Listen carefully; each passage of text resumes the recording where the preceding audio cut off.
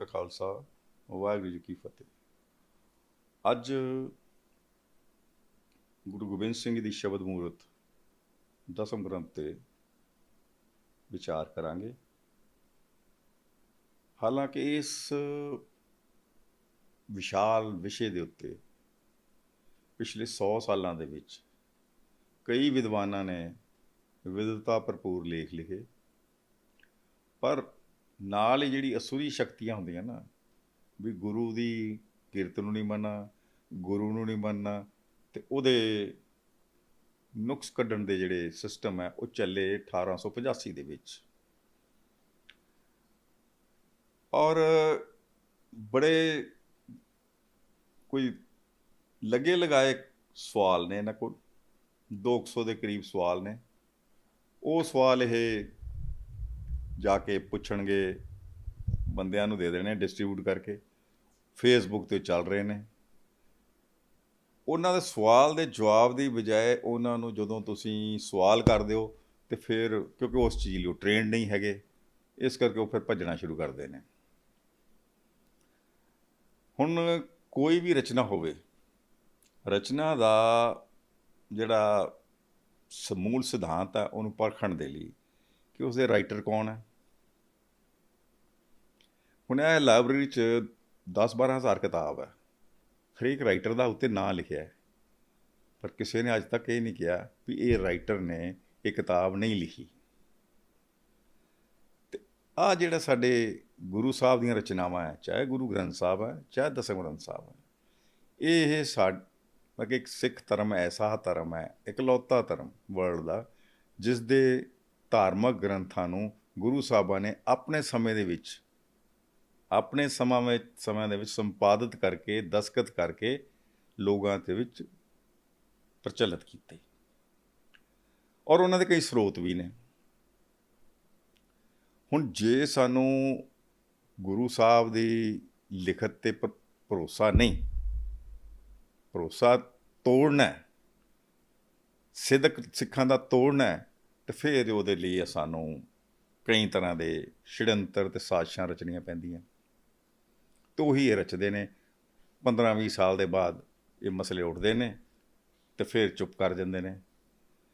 ਹੁਣ ਮੈਂ ਸਭ ਤੋਂ ਪਹਿਲਾਂ, ਕਿਉਂਕਿ ਇਤਿਹਾਸ ਨੂੰ ਫਲੋਰਨ ਲਈ, ਇਤਿਹਾਸ ਨੂੰ ਸਾਬਤ ਕਰਨ ਲਈ, ਇਤਿਹਾਸ ਦੀ ਪ੍ਰਮਾਣਿਕਤਾ ਲਈ ਸਰੋਤ ਹੁੰਦੇ ਨੇ, ਇਤਿਹਾਸਕ ਸਰੋਤ। ਸਭ ਤੋਂ ਵੱਡਾ ਸਰੋਤ ਜਿਹੜਾ ਦਸਮ ਗ੍ਰੰਥ ਸਾਹਿਬ ਦੇ ਨੇ, ਉਹ ਹੈ ਕਿ ਗੁਰੂ ਸਾਹਿਬਾਂ ਦੇ ਵੇਲੇ ਤੋਂ ਲੈ ਕੇ 1695 ਤੋਂ ਲੈ ਕੇ ਅਤੇ 1734-35 ਤੱਕ ਜਿਹੜੇ ਸਰੂਪ ਤਿਆਰ ਹੋਏ ਨੇ, ਪੋਥੀਆਂ ਤਿਆਰ ਹੋਈਆਂ, ਉਹ ਤਿਆਰ ਕਰਨ ਵਾਲੇ ਕੌਣ ਨੇ? ਗੁਰੂ ਸਾਹਿਬ ਦੇ ਸਮਕਾਲੀ ਭਾਈ ਮਨੀ ਸਿੰਘ ਜੀ, ਬਾਬਾ ਵਿਨੋਦ ਸਿੰਘ ਜੀ, ਬਾਬਾ ਦੀਪ ਸਿੰਘ ਜੀ, ਭਾਈ ਸੁੱਖਾ ਸਿੰਘ ਜੀ, ਅਤੇ ਹੋਰ ਅਨੇਕਾਂ ਇਹੋ ਜਿਹੀਆਂ ਪੋਥੀਆਂ ਜਿਹੜੇ ਉਹਨਾਂ ਦੇ ਉਤਾਰੇ ਹੋਏ ਨੇ। ਜਿਵੇਂ ਭਾਈ ਸੁੱਖਾ ਸਿੰਘ ਜੀ ਦੀ ਬੀੜ ਹੈ, ਪੋਥੀ ਹੈ, ਉਹਦਾ ਉਤਾਰਾ ਤਾਂ ਹੋਇਆ, ਪਰ ਉਹਦੇ 'ਚ ਜੇ ਉਹ ਕਿਤੇ ਔਰੰਗਾਬਾਦ ਜਿਹੜੀ ਪਈ ਹੈ, ਉਸ ਨੂੰ ਅਸੀਂ ਭਾਈ ਦਇਆ ਸਿੰਘ ਦੀ ਬੀੜ ਕਹਿਣ ਲੱਗੇ, ਕਿਉਂਕਿ ਭਾਈ ਦਇਆ ਸਿੰਘ ਜੀ ਦੇ ਅਸਥਾਨ 'ਤੇ ਉਹ ਪਈ ਹੈ। ਜਦ ਕਿ ਭਾਈ, ਮੈਂ ਵੀ ਲਿਖਦਾ ਰਿਹਾ, ਮੈਂ ਉਹਦੀ ਖਿਮਾ ਚਾਹਾਂਗਾ, ਕਿਉਂਕਿ ਉਹ 1696 ਦੀ ਚੀਜ਼ ਹੈ ਜਾਂ 1698 ਦੀ ਹੈ, ਅਤੇ ਉਦੋਂ ਹਾਲੇ ਸਿੰਘ ਨਹੀਂ ਬਣੇ ਸੀ ਭਾਈ ਦਇਆ ਸਿੰਘ। ਸੋ ਇਹ ਗੱਲ ਕਲੀਅਰ ਹੈ ਕਿ ਉਹ ਤਾਰੇ ਨੇ। ਉਹਦਾ ਤਾਰਾ ਇੱਕ ਪੰਜਾਬ ਯੂਨੀਵਰਸਿਟੀ ਦੀ ਲਾਇਬ੍ਰੇਰੀ 'ਚ ਵੀ ਹੈ, ਅਤੇ ਉਹਦੇ ਕਈ ਉਤਾਰੇ ਹੋਏ। ਸਭ ਤੋਂ ਪਹਿਲਾ ਉਤਾਰਾ ਜਿਹੜੀ ਸੰਕਲਨ ਕੀਤਾ ਗਿਆ, ਉਹ ਗੁਰੂ ਗੋਬਿੰਦ ਸਿੰਘ ਜੀ ਨੇ ਕਰਵਾਇਆ। ਦਮਦਮੀ ਬੀੜ ਉਹਨੂੰ ਕਿਹਾ ਜਾਂਦਾ। ਅਨੰਦਪੁਰ ਸਾਹਿਬ, ਦਮਦਮਾ ਸਾਹਿਬ ਇਹ ਤਿਆਰ ਹੋਈ। ਤਿਆਰ ਕਰਨ ਵਾਲੇ ਸਨ ਭਾਈ ਹਰਦਾਸ ਜੀ, ਜਸਰ ਸਿੰਘ ਰਾਮਗੜੀਆ ਦੇ ਦਾਦਾ ਜੀ, ਭਾਈ ਨਿਹਾਲਾ, ਭਾਈ ਬਾਲਾ, ਇੱਕ ਰਾਈਟਰ ਹੋਰ ਹੈ। ਇਹ 4 ਰਾਈਟਰਾਂ ਨੇ ਇਹ ਤਿਆਰ ਕੀਤੀ। ਔਰ ਜਿੱਥੇ ਜਿੱਥੇ ਗੁਰੂ ਸਾਹਿਬ ਨੂੰ ਉਹਦੀ ਲਿਖਾਵਟ 'ਚ ਕੋਈ ਅਸ਼ੁੱਧੀ ਨਜ਼ਰ ਆਈ, ਉਹਨਾਂ ਨੇ ਆਪਣੇ ਦਸਤਖਤਾਂ ਦੇ ਨਾਲ, ਦਸਤਖਤ ਉਹਨਾਂ ਦਾ ਸੀ ਕਿਰਪਾਨ ਦੀ ਸ਼ੇਪ ਦੇ ਵਿੱਚ, ਉਹ ਉਹਨਾਂ ਦੇ ਨਿਸ਼ਾਨ ਹੈ ਗੁਰੂ ਸਾਹਿਬ ਦਾ, ਅਤੇ ਉਹ ਨਿਸ਼ਾਨ ਗੁਰੂ ਸਾਹਿਬ ਦੇ ਹੁਕਮਨਾਮੇ 'ਚ ਮਿਲੇਗਾ, ਜਾਂ ਮਾਤਾ ਸਾਹਿਬ ਦੇਵਾਂ ਦੇ ਹੁਕਮਨਾਮੇ 'ਚ ਮਿਲੇਗਾ, ਮਾਤਾ ਸੁੰਦਰੀ ਦੇ ਹੁਕਮਨਾਮੇ 'ਚ ਨਹੀਂ ਹੈ। ਉਸ ਦੇ ਨਾਲ ਉਹਨਾਂ ਨੇ ਉਹਦੀ ਸੁਧਾਈ ਕੀਤੀ ਹੋਈ। ਇਸ ਦੇ ਬਾਵਜੂਦ ਸਾਡੇ ਕਹਿੰਦੇ ਕਹਾਉਂਦੇ ਯੂਨੀਵਰਸਿਟੀ ਦੇ ਵਿਦਵਾਨ ਅਤੇ ਆਪਣੇ ਆਪ ਨੂੰ ਦਸਮ ਗ੍ਰੰਥ ਦੇ ਮਾਹਰ ਵੀ ਕਹਿੰਦੇ ਨੇ, ਉਹ ਇਸ ਨੂੰ ਅਸ਼ੁੱਧ ਕਹਿ ਰਹੇ ਨੇ। ਅਤੇ ਦੱਸੋ ਤੁਸੀਂ ਕੀ ਭਲਾ ਕਰ ਰਹੇ ਹੋ ਗੁਰੂ ਦਾ ਜਾਂ ਗੁਰੂ ਦੀ ਬਾਣੀ ਦਾ, ਜਦੋਂ ਤੁਸੀਂ ਗੁਰੂ ਸਾਹਿਬ ਦੇ ਹੱਥ ਦੇ ਲਿਖਾਰੀ ਨੇ, ਉਹਨਾਂ ਦੇ ਕੋਡ ਦੇ ਵਿੱਚ ਲਿਖਾਰੀ ਨੇ, ਉਹਨਾਂ ਦੀ ਲਿਖਤ ਨੂੰ ਗੁਰੂ ਸਾਹਿਬ ਵੱਲੋਂ ਕਰੈਕਟ ਕੀਤਾ ਹੋਵੇ, ਸ਼ੁੱਧ ਕੀਤਾ ਹੋਵੇ, ਉਸ ਨੂੰ ਤੁਸੀਂ ਅਸ਼ੁੱਧ ਕਹੋ। ਕਰਤਾਰਪੁਰੀ ਪੀਠ 'ਚ ਵੀ ਇੰਝ ਹੀ ਹੈ। ਗੁਰੂ ਸਾਹਿਬ ਗੁਰੂ ਅਰਜਨ ਦੇਵ ਜੀ ਕਹਿੰਦੇ ਸ਼ੁੱਧ ਕੀਚੇ, ਤਾਂ ਸ਼ੁੱਧ ਹੋਏ ਨੇ, ਹੜਤਾਲਾਂ ਲੱਗੀਆਂ, ਹੜਤਾਲ ਲਾ ਕੇ ਉਹਨੂੰ ਸ਼ੁੱਧ ਕੀਤਾ ਗਿਆ। ਅਤੇ ਫਿਰ ਇਦੋਂ ਵੱਧ ਸ਼ੁੱਧ ਨਹੀਂ ਹੈ, ਅਤੇ ਫਿਰ ਤੁਸੀਂ ਆਪ ਸ਼ੁੱਧ ਕਰ ਦਿਓ ਵੀ ਗੁਰੂ ਸਾਹਿਬ ਦੀ ਜਿਹੜੀ ਬਾਣੀ ਹੈ ਉਹ ਗੁਰੂ ਸਾਹਿਬ ਠੀਕ ਨਹੀਂ ਲਿਖ ਸਕੇ ਅਤੇ ਮੈਂ ਇਹਨੂੰ ਸ਼ੁੱਧ ਕਰ ਰਿਹਾ। ਅਤੇ ਉਹ ਜਨਾਬ ਜੀ ਦੇ ਜਿਹੜੀ ਘਰ ਵਾਲੀ ਹੈ ਸੰਸਕ੍ਰਿਤ ਦੀ MA ਹੈ, PhD ਵੀ ਹੈ। ਅਤੇ ਸਾਡੇ ਨਾਲ ਉਹ ਅਮਰੀਕਾ 'ਚ ਗਏ ਅਤੇ ਉੱਥੇ ਸ਼ਾਮ ਦਾ ਵੇਲਾ, ਸ਼ਾਮ ਨੂੰ ਕਾਰ ਜਾ ਰਿਹਾ ਅਤੇ ਰਹਿਰਸ ਉਹਨਾਂ ਨੇ ਕਰਨੀ ਸ਼ੁਰੂ ਕੀਤੀ। ਅਤੇ ਰਹਿਰਸ ਕਰਦੇ ਕਰਦੇ ਉਹ ਪੜ੍ਹ ਰਹੇ ਨੇ, ਤੇਰੀ ਭਗਤੀ ਭੰਡਾਰ ਜੀ, ਠੀਕ ਹੈ। ਅਤੇ ਉਹਨਾਂ ਨੂੰ ਬਾਅਦ 'ਚ ਪੁੱਛਿਆ ਕਿ ਵੀ ਇਹ ਤਾਂ ਤੇਰੀ ਭਗਤ ਭੰਡਾਰ ਜੀ ਹੈ। ਕਹਿੰਦਾ ਨਹੀਂ ਜੀ, ਇਹ ਤੁਹਾਨੂੰ ਇਹ ਪਤਾ ਨਹੀਂ ਇਸ ਦੀ ਜਿਹੜੀ ਗ੍ਰਾਮਰ ਦਾ। ਗ੍ਰਾਮਰ ਜਿਹੜੀ ਸੰਸਕ੍ਰਿਤ ਦੇ ਅਤੇ ਹਿੰਦੀ ਦੀ ਗ੍ਰਾਮਰ ਹੈ, ਉਹ ਫਿਰ ਗੁਰਮੁਖੀ ਗ੍ਰਾਮਰ ਦਾ ਉਹਦੇ ਨਾਲੋਂ ਅਲੱਗ ਹੈ। ਇਹਦੇ ਸ਼ਾਰਟ ਵਾਵਲ ਸਾਊਂਡ ਜਿਹੜੇ, ਇਹਦੇ ਲੌਂਗ ਵਾਵਲ ਸਾਊਂਡ ਹੈ। ਫਿਰ ਮੈਂ ਕਿਹਾ ਸਤਨਾਮ ਨਾ ਪੜ੍ਹਿਆ ਕਰੋ, ਸਤੀ ਨਾਮ ਪੜ੍ਹ ਲਿਆ ਕਰੋ। ਇਹ ਸਾਡੀ ਜਿਹੜੀ ਹੈ ਵਿਦਵਤਾ ਦਿਖਾਉਣ ਦੇ ਢੰਗ ਨੇ, ਜਿਹੜੇ ਕਿ ਸਾਡੇ ਨਾਲ ਵੀ ਤੁਰੇ ਬੰਦੇ। ਹੁਣ ਜਿਹੜੀ ਮੈਂ ਗੱਲ ਕਰਦਾ ਕਿ ਜਦੋਂ ਗੁਰੂ ਸਾਹਿਬ ਦੇ ਹੱਥ ਦੇ ਲਿਖੇ ਦਸਤਖਤ ਕੀਤੀਆਂ ਬੀੜਾਂ ਸਾਡੇ ਕੋਲ ਹੋਣ, ਗੁਰੂ ਸਾਹਿਬ ਦੇ ਸਮਕਾਲੀ ਬੰਦਿਆਂ ਨੇ ਉਹ ਬੀੜਾਂ ਲਿਖੀਆਂ ਹੋਣ, ਅਤੇ ਸਿਰਫ ਇੰਨਾ ਹੀ ਕਹਿ ਸਕਾਂਗੇ ਵੀ ਨਕਲੀ ਹੈ, ਠੀਕ ਹੈ। ਅਤੇ ਫਿਰ ਤਾਂ ਕਿਤਾਬ ਹੀ ਕੋਈ ਅਸਲੀ ਨਹੀਂ। ਵੇਦ ਕਿਹਨੇ ਲਿਖੇ? ਕਿਸੇ ਨੇ ਕੋਈ ਦਸਤਖਤ ਕੀਤੇ? ਗੀਤਾ ਕਿਸ ਨੇ ਲਿਖੀ? ਰਮਾਇਣ ਕਿਸ ਨੇ ਲਿਖੀ? ਕਿਸੇ ਨੇ ਦਸਤਖਤ ਕੀਤੇ? ਜਿਸ ਦੇ ਸਮੇਂ ਦੇ ਵਿੱਚੋਂ ਲਿਖੀ। ਕੁਰਾਨ ਮਜੀਦ ਕਿਸ ਨੇ ਲਿਖਿਆ? ਕਿਸੇ ਨੇ ਦਸਤਖਤ ਕੀਤੇ?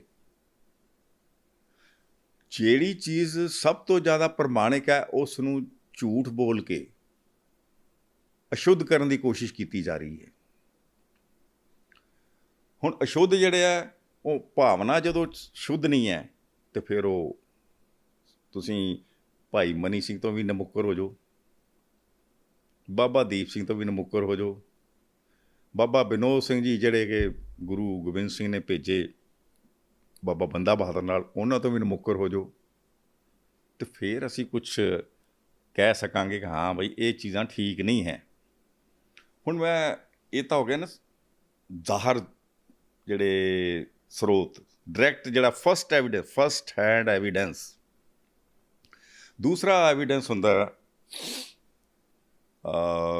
ਗੁਰੂ ਸਾਹਿਬ ਦੇ ਵੇਲੇ ਤੋਂ ਜਿਹੜੇ ਲਿਖੇ ਜਾ ਰਹੇ ਸਰੋਤ ਨੇ, ਇਤਿਹਾਸਕ ਸਰੋਤ। ਮੈਂ ਪਹਿਲਾਂ ਇਹ 1701 ਤੋਂ ਸ਼ੁਰੂ ਕਰਦਾ ਮੈਂ ਸਰੋਤ, ਅਤੇ 1880 ਤੱਕ ਇਹ ਸਰੋਤ ਦਸਮ ਗ੍ਰੰਥ ਦੀ ਬਾਣੀ ਦਾ ਜ਼ਿਕਰ ਕਰ ਰਹੇ ਨੇ, ਅਤੇ ਆਪਣੇ ਹਰੇਕ ਸਰੋਤ ਵਿੱਚ ਉਹਨੂੰ ਕੋਟ ਕਰ ਰਹੇ ਨੇ। ਪਹਿਲਾ ਹੈਗਾ ਪ੍ਰੇਮ ਸਮਾਰਕ ਗ੍ਰੰਥ, ਅਗਿਆਤ ਹੈ, ਇਹਨੂੰ ਵੈਸੇ ਕਹਿ ਦਿੰਦੇ ਨੇ ਦਸਮ ਪਾਤਸ਼ਾਹ ਜੀ ਦਾ ਨਹੀਂ ਹੈ, ਅਗਿਆਤ ਹੈ। ਇਹ ਇੱਕ ਰਹਿਤਨਾਮਾ ਹੈ, 1701 'ਚ ਤਿਆਰ ਕੀਤਾ। ਉਹ ਜਦੋਂ ਲਿਖਦੇ ਨਾ ਮੁੱਖ ਵਾਕ ਪਾਤਸ਼ਾਹੀ 10ਵੀਂ, ਤਾਂ ਲੋਕਾਂ ਨੇ ਕਹਿਤਾ ਜੀ ਗੁਰੂ ਸਾਹਿਬ ਨੇ ਜਿਹੜਾ ਉਚਾਰਨ ਕੀਤਾ ਹੈ ਲਿਖਿਆ ਹੋਇਆ। ਉਹ ਜਿਹੜਾ ਰਾਈਟਰ ਹੈ ਉਹ ਗਿਆਤ ਰਹਿ ਕੇ ਵੀ, ਜਿਹੜੇ ਆਪਣੇ ਉਪਨਿਸ਼ਦ ਹੈ ਉਹਨਾਂ ਦੇ ਰਿਸ਼ੀ ਵੀ ਤਾਂ ਗਿਆਤ ਹੀ ਨੇ ਨਾ। ਉਹਨਾਂ ਨੇ ਇਹ ਲਿਖਿਆ ਕਿ ਗੁਰੂ ਸਾਹਿਬ ਨੇ ਫਰਮਾਨ ਕੀਤੇ ਨੇ, ਉਹ 10 ਫਰਮਾਨ ਦੱਸ ਰਿਹਾ ਉਹਨਾਂ 'ਚ। ਤਾਂ ਹੁਣ ਅਸੀਂ ਉਹ ਫਰਮਾਨ ਜਿਹੜੇ ਨੇ ਗੁਰੂ ਸਾਹਿਬ ਦੇ, ਉਹ ਨਹੀਂ ਮੰਨੇ। ਗੁਰੂ ਸਾਹਿਬ ਦੇ ਹੁਕਮਨਾਮੇ ਵੀ ਨਕਲੀ ਕਹਿ ਦਿੱਤੀ ਹੈ। ਜਿੱਥੋਂ ਕੋਈ ਚੀਜ਼ ਦਾ ਸੂਹ ਮਿਲਦੀ ਹੈ ਨਾ, ਉਸ ਨੂੰ ਆਹਿਸਤਾ ਇਹ ਸੂਹ ਲੈ ਕੇ ਉਸ ਚੀਜ਼ ਨੂੰ ਨਮੁੱਕਰ ਹੋਣੇ ਸ਼ੁਰੂ ਹੋ ਗਏ। ਹੁਣ ਪਹਿਲਾ ਹੈਗਾ ਜਿਹੜਾ ਸੀ ਪ੍ਰੇਮ ਸਮਾਰਕ ਗ੍ਰੰਥ 1701 ਤੋਂ। ਦੂਸਰਾ ਗੁਰੂ ਸਾਹਿਬ ਦਾ ਆਪਣਾ ਸਮਕਾਲੀ ਕਵੀ ਹੈ, ਕਵੀ ਸੈਨਾਪਤ 1711 ਦਾ। ਹੁਣ ਇਹਦੀ ਤੁਸੀਂ ਗੁਰਸੋਭਾ ਗ੍ਰੰਥ ਪੜ੍ਹੋਗੇ ਤੇ ਇਸ ਦੀ ਜਿਹੜੀ ਪਹਿਲੀ ਪ੍ਰੀ ਖਾਲਸਾ ਪੀਰੀਅਡ ਬੈਟਲਸ ਨੇ ਸਾਰੀਆਂ, ਉਹ ਬਚਿੱਤਰ ਨਾਟਕ ਤੋਂ ਲਈਆਂ ਗਈਆਂ।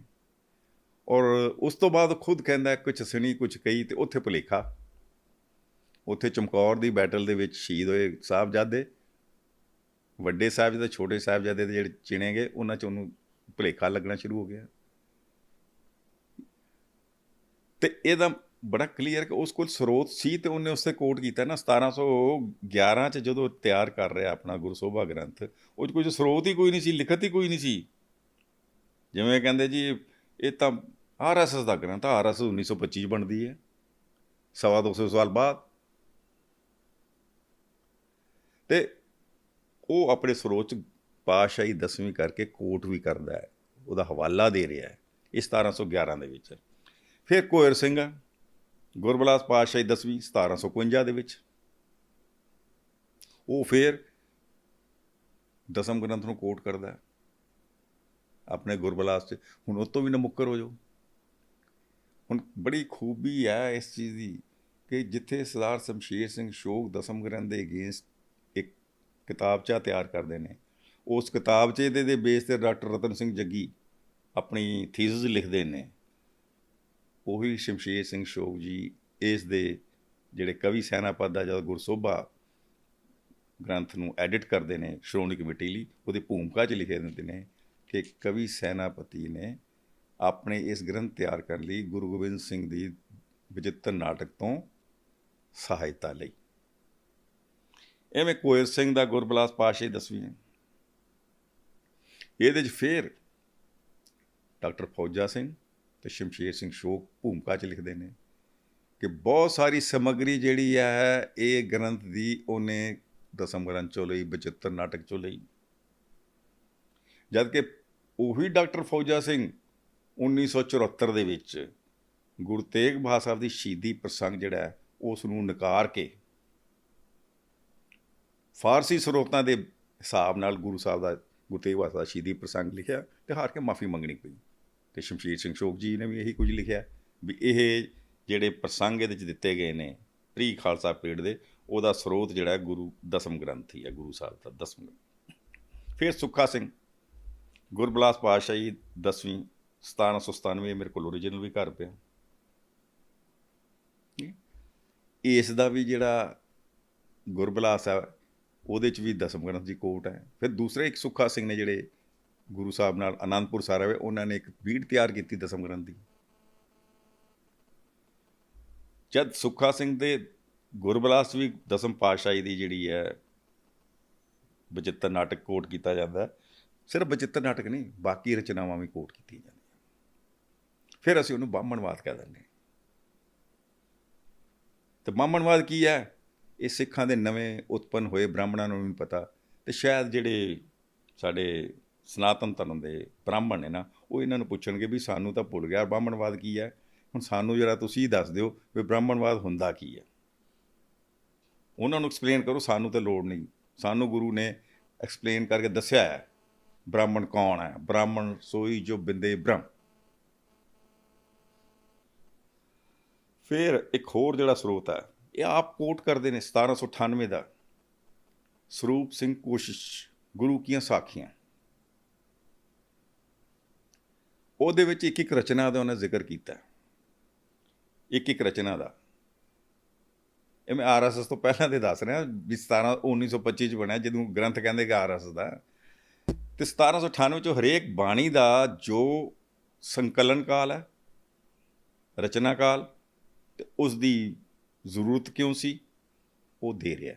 ਇਹ ਕਿਉਂਕਿ ਵਿਸ਼ਾ ਇੰਨਾ ਕਿ ਭਾਵੇਂ 100 ਘੰਟੇ ਦੀ ਆਪਾਂ ਵੀਡੀਓ ਬਣਾ ਲਈਏ ਇੱਕ ਸਰੋਤ ਦੇ ਉੱਤੇ।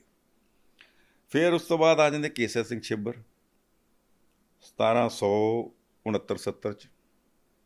ਇਹਦੇ ਬੰਸਾਵਾਲੀ ਨਾਮਾ ਦਸਾਂ ਪਾਤਸ਼ਾਹੀ 'ਚ ਚੈੱਕ ਕਰ ਲਓ। ਪਾਤਸ਼ਾਹੀ 10ਵੀਂ ਕਰਕੇ ਬਚਿੱਤਰ ਨਾਟਕ ਕਰਕੇ ਉਹ ਕੋਟ ਕਰ ਰਿਹਾ, ਪਰ ਸਾਨੂੰ ਹਜ਼ਮ ਨਹੀਂ ਹੁੰਦਾ। ਪਰ ਨਾਲ ਹੀ ਗੁਰੂ ਗੋਬਿੰਦ ਸਿੰਘ ਜੀ ਦੇ ਦਸਮ ਗ੍ਰੰਥ ਨੂੰ ਦੀ ਜਿਹੜੀ ਹੈ ਇੰਪੋਰਟੈਂਸ ਉਹਨੂੰ ਘਟਾਉਣ ਲਈ ਉਹੀ ਜਿਹੜੇ ਵਿਰੋਧੀ ਧਿਰ ਦੇ ਖੜੇ ਸੀ, ਗੁਰਤੇਜ ਸਿੰਘ ਐਂਡ ਪਾਰਟੀ, ਉਹ ਕੀ ਕਹਿ ਰਹੇ ਨੇ, ਇਹ 'ਚ ਛੋਟਾ ਗ੍ਰੰਥ ਲਿਖਿਆ ਜੀ। ਤੇ ਵੀ ਗੁਰੂ ਨੇ ਕਿਹੜਾ ਆਪਣੇ ਆਪ ਨੂੰ ਤਾਂ ਵੱਡਾ ਹੀ ਨਹੀਂ ਕਿਹਾ ਕਦੀ। ਗੁਰੂ ਤਾਂ ਜੇ ਅਕਾਲ ਪੁਰਖ ਬਾਚ ਕਰ ਰਿਹਾ, ਉਹ ਕਹਿੰਦਾ ਅਕਾਲ ਪੁਰਖ ਬਾਚ ਇਸ ਕੀਟ ਪ੍ਰਤੀ। ਉਹ ਤਾਂ ਬਹੁਤ ਨਿਮਾਣੀ ਜੀ ਹਸਤੀ ਹੋ ਕੇ ਗੁਰੂ ਨੂੰ ਸੰਬੋਧਨ ਕਰਦੇ ਨੇ। ਗੁਰੂ ਨਾਨਕ ਦੇਵ ਜੀ ਵੀ ਇੰਝ ਹੀ ਕਰਦੇ ਨੇ। ਜਦੋਂ ਜੇ ਤੁਸੀਂ ਭਾਈ ਨੰਦ ਲਾਲ ਦਾ ਗੰਜਨਾਮਾ ਪੜ੍ਹੋ, ਉਹਨਾਂ ਨੇ ਵੀ ਇਸ ਤਰ੍ਹਾਂ ਹੀ ਕੀਤਾ। ਤੇ ਛੋਟਾ ਗ੍ਰੰਥ ਦਾ ਮਤਲਬ ਇਹ ਨਹੀਂ ਹੈ ਕਿ ਵੀ ਜਿਵੇਂ ਅਸੀਂ ਦੇਖਿਆ ਕਿ ਜਦੋਂ ਅਸੀਂ ਗ੍ਰੰਥ ਬਣਾ ਰਹੇ ਸੀ 1428 ਪੰਨੇ ਬਣਾਤੇ, ਕਿਉਂਕਿ ਉਧਰ 1430 ਸੀ ਗੁਰੂ ਗ੍ਰੰਥ ਸਾਹਿਬ ਦੇ। ਉਹਨੂੰ ਛੋਟਾ ਕਰਨ ਦੇ ਲਈ ਅਸੀਂ ਉਹਦੇ 'ਚੋਂ ਇੱਕ ਸਵਈਆ ਕੱਢਦਾ, ਜਾਗਤ ਜੋ ਜਪੇ ਨਿਸਬਾਸਰ, ਜਿਹੜੀ ਕਿ ਖਾਲਸਾ ਰਹਿਤ ਹੈ। ਦੂਸਰਾ ਅਸੀਂ ਉਹਦੇ 'ਚੋਂ ਕੱਢਤਾ ਤ੍ਰਿਆ ਚਰਿਤਰ ਪਖਿਆਨ ਦਾ ਇੱਕ ਚਰਿਤਰ 325 ਨੰਬਰ। ਇਸ ਤੋਂ ਇਲਾਵਾ ਅਸੀਂ ਇਹਦੇ ਵਿੱਚੋਂ ਇੱਕ ਦੋ ਚੀਜ਼ਾਂ ਹੋਰ ਜਿਹੜੀਆਂ ਨੇ ਕੱਢ ਦਿੱਤੀਆਂ ਅਤੇ ਉਹਨੂੰ 1428 ਪੰਨੇ ਦਾ ਬਣਾ ਦਿੱਤਾ।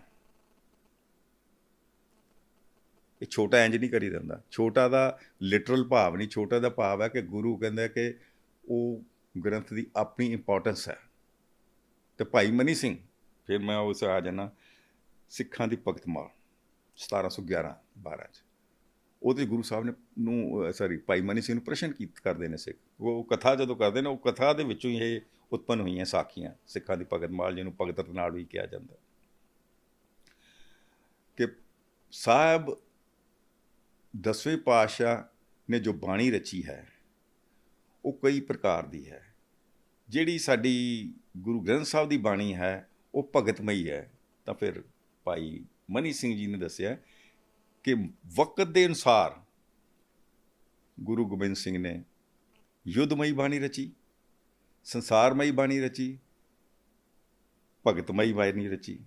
ਹੁਣ ਜਿਹੜੀ ਭਗਤਮਈ ਬਾਣੀ ਹੈ ਉਹ ਹੈ ਅਕਾਲ ਉਸਤਤ, ਜਾਪ ਸਾਹਿਬ, ਸਵਈਏ, ਜਿਹੜੇ ਜਿੰਨੇ ਵੀ ਇਹ ਅਵਤਾਰੀ ਸੰਗ੍ਰਹਿ ਨੇ, ਉਹਨਾਂ ਦੇ ਜਿਹੜੇ ਐਪੀਲੌਗ ਅਤੇ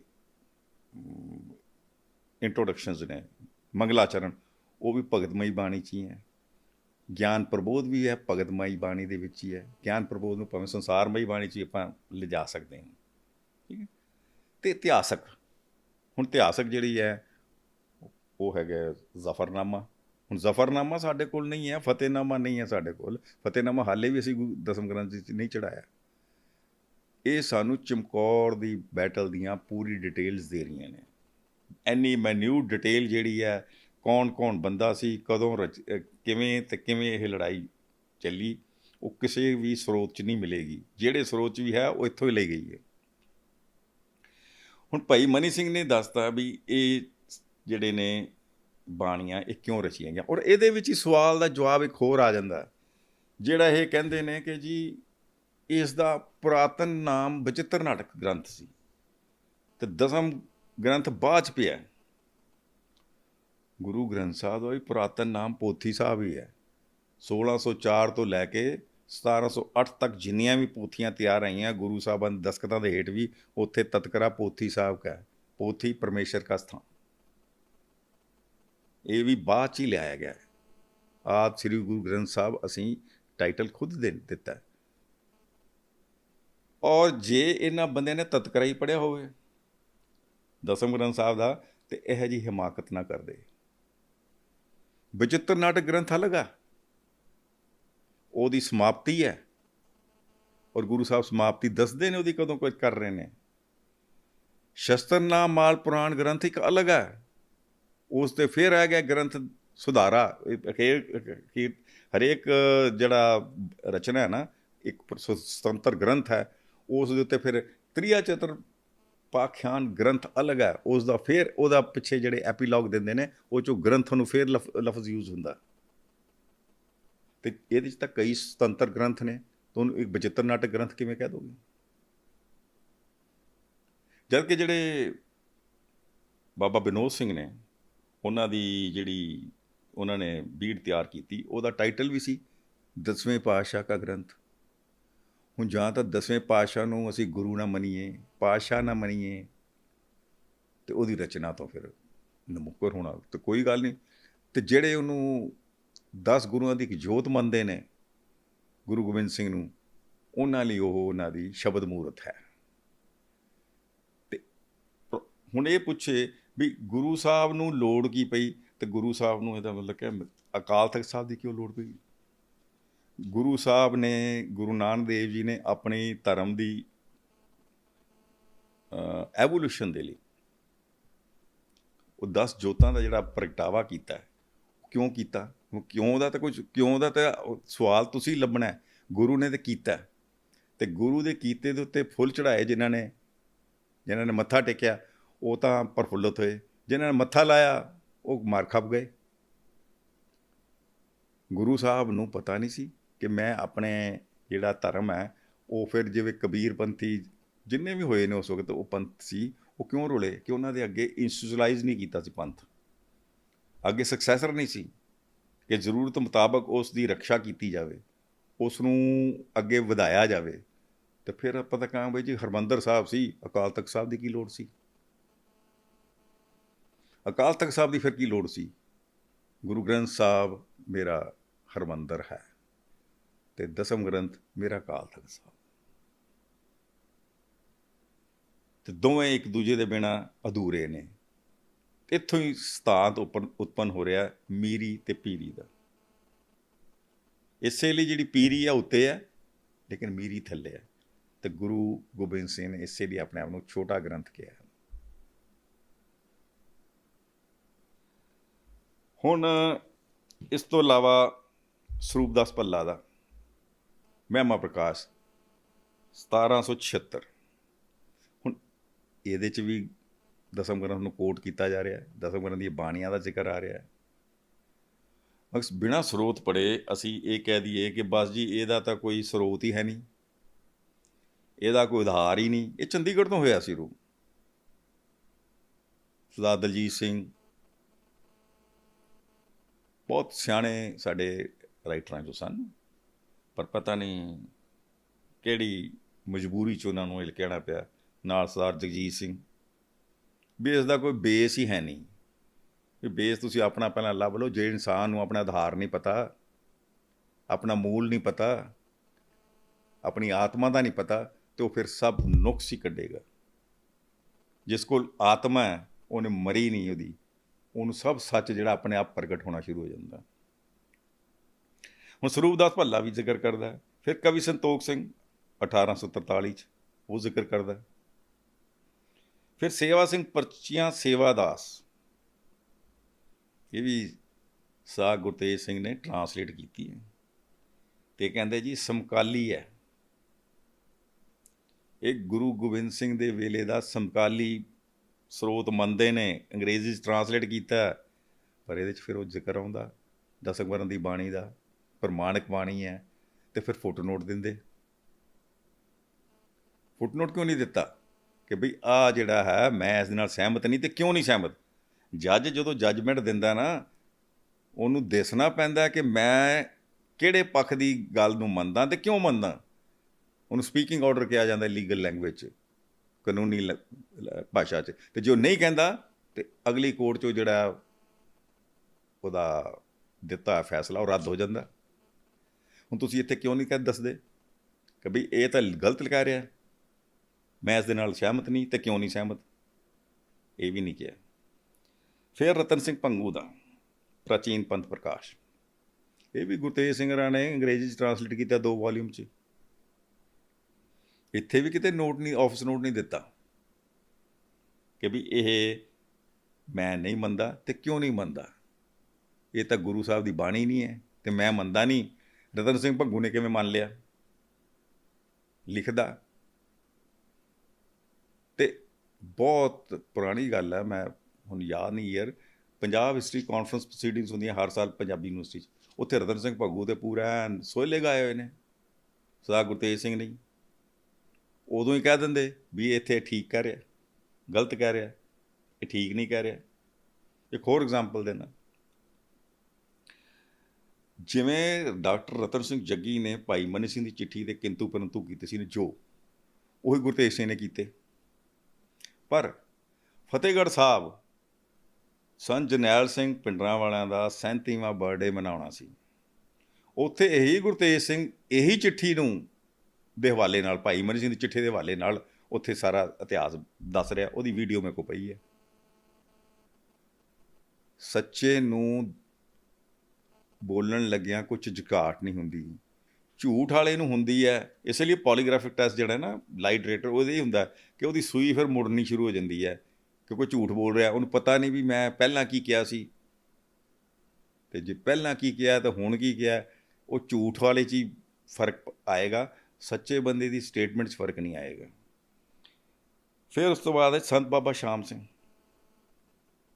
125 ਸਾਲ ਦੀ ਉਮਰ 'ਚ ਦੇਹਾਂਤ ਹੁੰਦਾ ਉਹਨਾਂ ਦਾ, ਅਕਾਲ ਚਲਾਣਾ ਕਰਦੇ ਨੇ। ਅਤੇ 70 ਸਾਲ ਦਰਬਾਰ ਸਾਹਿਬ ਸਰੰਦੇ 'ਤੇ ਕੀਰਤਨ ਕਰਦੇ ਨੇ। 70 ਸਾਲ ਕੀਰਤਨ ਸਰੰਦੇ 'ਤੇ ਕਰਨਾ ਕੋਈ ਸੌਖਾ ਕੰਮ ਨਹੀਂ ਸੀ, ਉਹ ਵੀ ਦਰਬਾਰ ਸਾਹਿਬ ਇੱਕ ਰਿਕਾਰਡ ਹੈ। ਅਤੇ ਆਹ ਜਿਹੜੇ ਰਾਗੀ ਦਰਸ਼ਨ ਸਿੰਘ ਵਰਗੇ ਨੇ ਨਾ, ਇਹਨਾਂ ਦੀ ਉਨੀ ਉਮਰ ਨਹੀਂ ਹੈ ਜਿੰਨੀ ਉਹਨਾਂ ਨੇ ਉੱਥੇ ਕੀਰਤਨ ਕੀਤਾ, ਅਤੇ ਫਿਰ ਰਾਗਾਂ 'ਚ ਕੀਤਾ, ਵਾਜੇ 'ਤੇ ਨਹੀਂ ਕੀਤਾ, ਸਰੰਦੇ 'ਤੇ ਕੀਤਾ, ਤੰਤੀ ਸਾਜ਼ 'ਤੇ ਕੀਤਾ। ਉਹਨਾਂ ਦੀ ਇੱਕ ਪੁਸਤਕ ਹੱਥ ਲਿਖਤ ਹੈ, ਭਗਤ ਪ੍ਰੇਮ ਪ੍ਰਕਾਸ਼, ਉਹਦਾ ਖਰੜਾ ਮੇਰੇ ਕੋਲ ਪਿਆ। ਉਹ ਦਸਮ ਗ੍ਰੰਥ ਨੂੰ ਗੁਰੂ ਸਾਹਿਬ ਦੀ ਰਚਨਾ ਮੰਨਦੇ ਨੇ। ਉਹ ਇਹ ਦੱਸਦੇ ਨੇ ਕਿ ਮਹਾਰਾਜਾ ਰਣਜੀਤ ਸਿੰਘ ਦੇ ਟਾਈਮ 'ਚ, ਮੈਂ ਹੁਣ ਦੇਖ ਲਓ ਮਹਾਰਾਜਾ ਰਣਜੀਤ ਸਿੰਘ ਦਾ ਟਾਈਮ 1845-46 ਤੱਕ ਉਹਨੂੰ ਗਿਣ ਲਓ, ਕਿ ਜਦੋਂ ਕੋਈ ਨਗਰ ਕੀਰਤਨ ਨਿਕਲਦਾ ਸੀ ਅਤੇ ਦੋਹਾਂ ਗ੍ਰੰਥਾਂ ਦਾ ਪ੍ਰਕਾਸ਼ ਹੁੰਦਾ ਸੀ। ਅਕਾਲ ਤਖਤ ਸਾਹਿਬ ਹੁੰਦਾ ਸੀ ਪ੍ਰਕਾਸ਼, ਔਰ ਤਖਤਾਂ ਦਾ ਜਿਹੜਾ ਆਰਕੀਟੈਕਟ ਹੈ ਤੁਸੀਂ ਉਹ ਵੀ ਦੇਖੋ। ਦਰਬਾਰ ਸਾਹਿਬ ਜਾਈਏ ਆਪਾਂ ਅੰਮ੍ਰਿਤਸਰ, ਅਤੇ ਸਿੱਧਾ ਸਾਹਮਣੇ ਜਾ ਕੇ ਆਪਾਂ ਮੱਥਾ ਟੇਕਦੇ ਹਾਂ, ਕਿਉਂਕਿ ਉੱਥੇ ਸਿਰਫ ਗੁਰੂ ਗ੍ਰੰਥ ਸਾਹਿਬ ਹੈ। ਲੇਕਿਨ ਜਿਹੜੇ ਤਖਤ ਨੇ ਉਹ ਮੀਰੀ ਪੀਰੀ ਦੇ ਸਿਧਾਂਤ ਨੂੰ ਦੀ ਤਰਜਮਾਨੀ ਕਰਦੇ ਨੇ, ਮੀਰੀ ਪੀਰੀ ਦੇ ਸਿਧਾਂਤ ਦੀ। ਉਹਦਾ ਫਿਰ ਆਰਕੀਟੈਕਟ ਅਲੱਗ ਹੈ। ਇੱਕ ਪਾਸੇ ਗੁਰੂ ਗ੍ਰੰਥ ਸਾਹਿਬ, ਦੂਸਰੇ ਪਾਸੇ ਦਸਮ ਗ੍ਰੰਥ ਸਾਹਿਬ, ਸਾਹਮਣੇ ਸ਼ਸਤਰ ਨੇ ਸੈਂਟਰ 'ਚ। ਅਕਾਲ ਤਖਤ ਸਾਹਿਬ ਜਗ੍ਹਾ ਖਾਲੀ ਪਈ ਹੈ, ਕੇਸਗੜ੍ਹ ਸਾਹਿਬ ਜਗ੍ਹਾ ਖਾਲੀ ਪਈ ਹੈ, ਠੀਕ ਹੈ। ਲੇਕਿਨ ਹਜ਼ੂਰ ਸਾਹਿਬ ਅਤੇ ਪਟਨਾ ਸਾਹਿਬ ਖਾਲੀ ਨਹੀਂ ਪਈ। ਪੌਂਟਾ ਸਾਹਿਬ ਵੀ ਸੀ ਜਿਹੜਾ ਇਹ ਪ੍ਰਕਾਸ਼। ਪੌਂਟਾ ਸਾਹਿਬ ਹੁਣ ਤਾਂ ਇਹਨਾਂ ਨੇ ਸਿੱਧਾ ਕਰਤਾ ਨਾ ਜਿਹੜਾ ਗੁਰੂ ਦਰਬਾਰ, ਵਰਨਾ ਉਹ ਇੱਕ ਉਹਦੇ ਅੰਦਰ ਇੱਕ ਕਮਰਾ ਸੀ ਜਿਹੜਾ ਕਿ ਬਾਬਾ ਅਜੀਤ ਸਿੰਘ ਦਾ ਜਨਮ ਸਥਾਨ ਗਿਣਿਆ ਜਾਂਦਾ। ਉੱਥੇ ਦਸਮ ਗ੍ਰੰਥ ਸਾਹਿਬ ਦਾ ਪ੍ਰਕਾਸ਼ ਹੁੰਦਾ ਸੀ। ਮਹੰਤਾਂ ਦਾ ਮਾਮਾ ਸਾਹ ਕਰਮ ਸਿੰਘ, ਉਹ ਮੇਰੇ ਨਾਨਕੇ ਉੱਥੇ ਰਹੇ, ਮੈਂ ਬਚਪਨ 'ਚ ਦੇਖਿਆ। ਮਹੰਤਾਂ ਦਾ ਮਾਮਾ ਸਾਹ ਕਰਮ ਸਿੰਘ ਤੋਂ ਇਲਾਵਾ ਅੰਦਰ ਕੋਈ ਨਹੀਂ ਜਾ ਸਕਦਾ ਸੀ। ਅੱਜ ਉਹ ਕਾਰ ਸੇਵਾ ਦੇ ਵਿੱਚ ਉਹ ਪੂਰਾ ਜਿਹੜਾ ਬਾਬਾ ਜੀ, ਪਹਿਲੀ ਗੱਲ ਹੈ ਬਾਬਾ ਜੀ ਸਿੰਘ ਦਾ ਜਨਮ ਸਥਾਨ ਕਮਰਾ ਢਾਹ ਦਿੱਤਾ ਗਿਆ ਅਤੇ ਪ੍ਰਕਾਸ਼ ਤਖਤ ਦਸਮ ਗ੍ਰੰਥ ਚੁੱਕਿਆ ਗਿਆ। ਠੀਕ। ਅਤੇ ਉਹ ਜਿਹੜੇ ਨਿਹੰਗ ਸਿੰਘ ਸੀ ਉਹ ਵੀ ਇਸ ਸਾਈਡ 'ਤੇ ਬਹਿ ਕੇ ਪਾਠ ਕਰ ਰਹੇ ਸੀ ਅਖੰਡ ਪਾਠ, ਜਦੋਂ ਗੋਲੀਆਂ ਚੱਲੀਆਂ। ਅਤੇ ਜਦੋਂ ਆਪਾਂ ਇੰਝ ਜਾਂਦੇ ਹਾਂ ਨਾ, ਅਤੇ ਰਾਈਟ ਸਾਈਡ 'ਤੇ ਜਿਹੜੀਆਂ ਨਾ ਗੋਲੀਆਂ ਦੇ ਨਿਸ਼ਾਨ ਸਨ। ਜੇ ਸਾਹਮਣੇ ਉਹਦੀ ਉਸ ਵਕਤ ਵੀ ਪ੍ਰਕਾਸ਼ ਹੋਇਆ ਹੁੰਦਾ ਅਤੇ ਸਾਹਮਣੇ ਕਿਤੇ ਗੋਲੀ ਲੱਗਦੀ ਜਿਹੜਾ ਕਿ ਢਾਹ ਚੁੱਕੇ।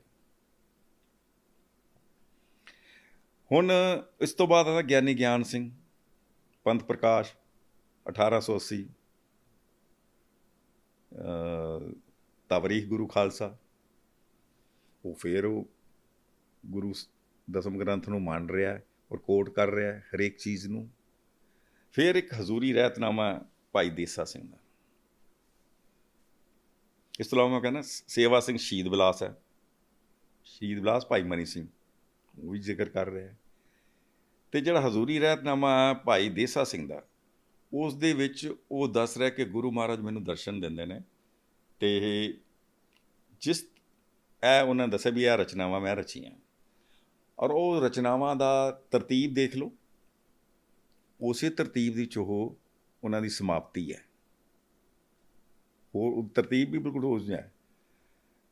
ਇਸੇ ਤਰ੍ਹਾਂ ਹੀ ਸੂਚਕ ਪ੍ਰਸੰਗ ਭਾਈ ਬਹਿਲੋ ਜੀ ਕਾ, ਉਹਦੇ 'ਚ ਵੀ ਉਹਨਾਂ ਨੇ ਜਿਹੜੀ ਭਾਈ ਬਾਲਾ ਦੀ ਜਨਮ ਸਾਖੀ ਦੀਆਂ ਅਸਲੀ ਸਾਖੀਆਂ ਨੇ, ਮਿਲਾਵਟ ਛੱਡ ਕੇ ਉਹਨਾਂ ਦਾ ਜ਼ਿਕਰ ਉਸ ਤਰਤੀਬ 'ਚ ਹੀ ਕਰਦੇ ਨੇ। ਉਹ ਵੀ ਇਹ ਸਰੋਤ ਐਵੇਂ ਨਹੀਂ ਬਣ ਜਾਂਦੇ ਜਿਨ੍ਹਾਂ ਦਾ ਅਸੀਂ ਮਾਹੌਲ ਉਡਾਉਂਦੇ ਹਾਂ ਆਪਣੀ ਸੰਕੀਰਨ ਬੁੱਧੀ ਨਾਲ, ਜਾਂ ਕਬੁੱਧ ਜਿਹੜੇ ਅਵਿਵੇਕ ਦੇ ਕਾਰਨ।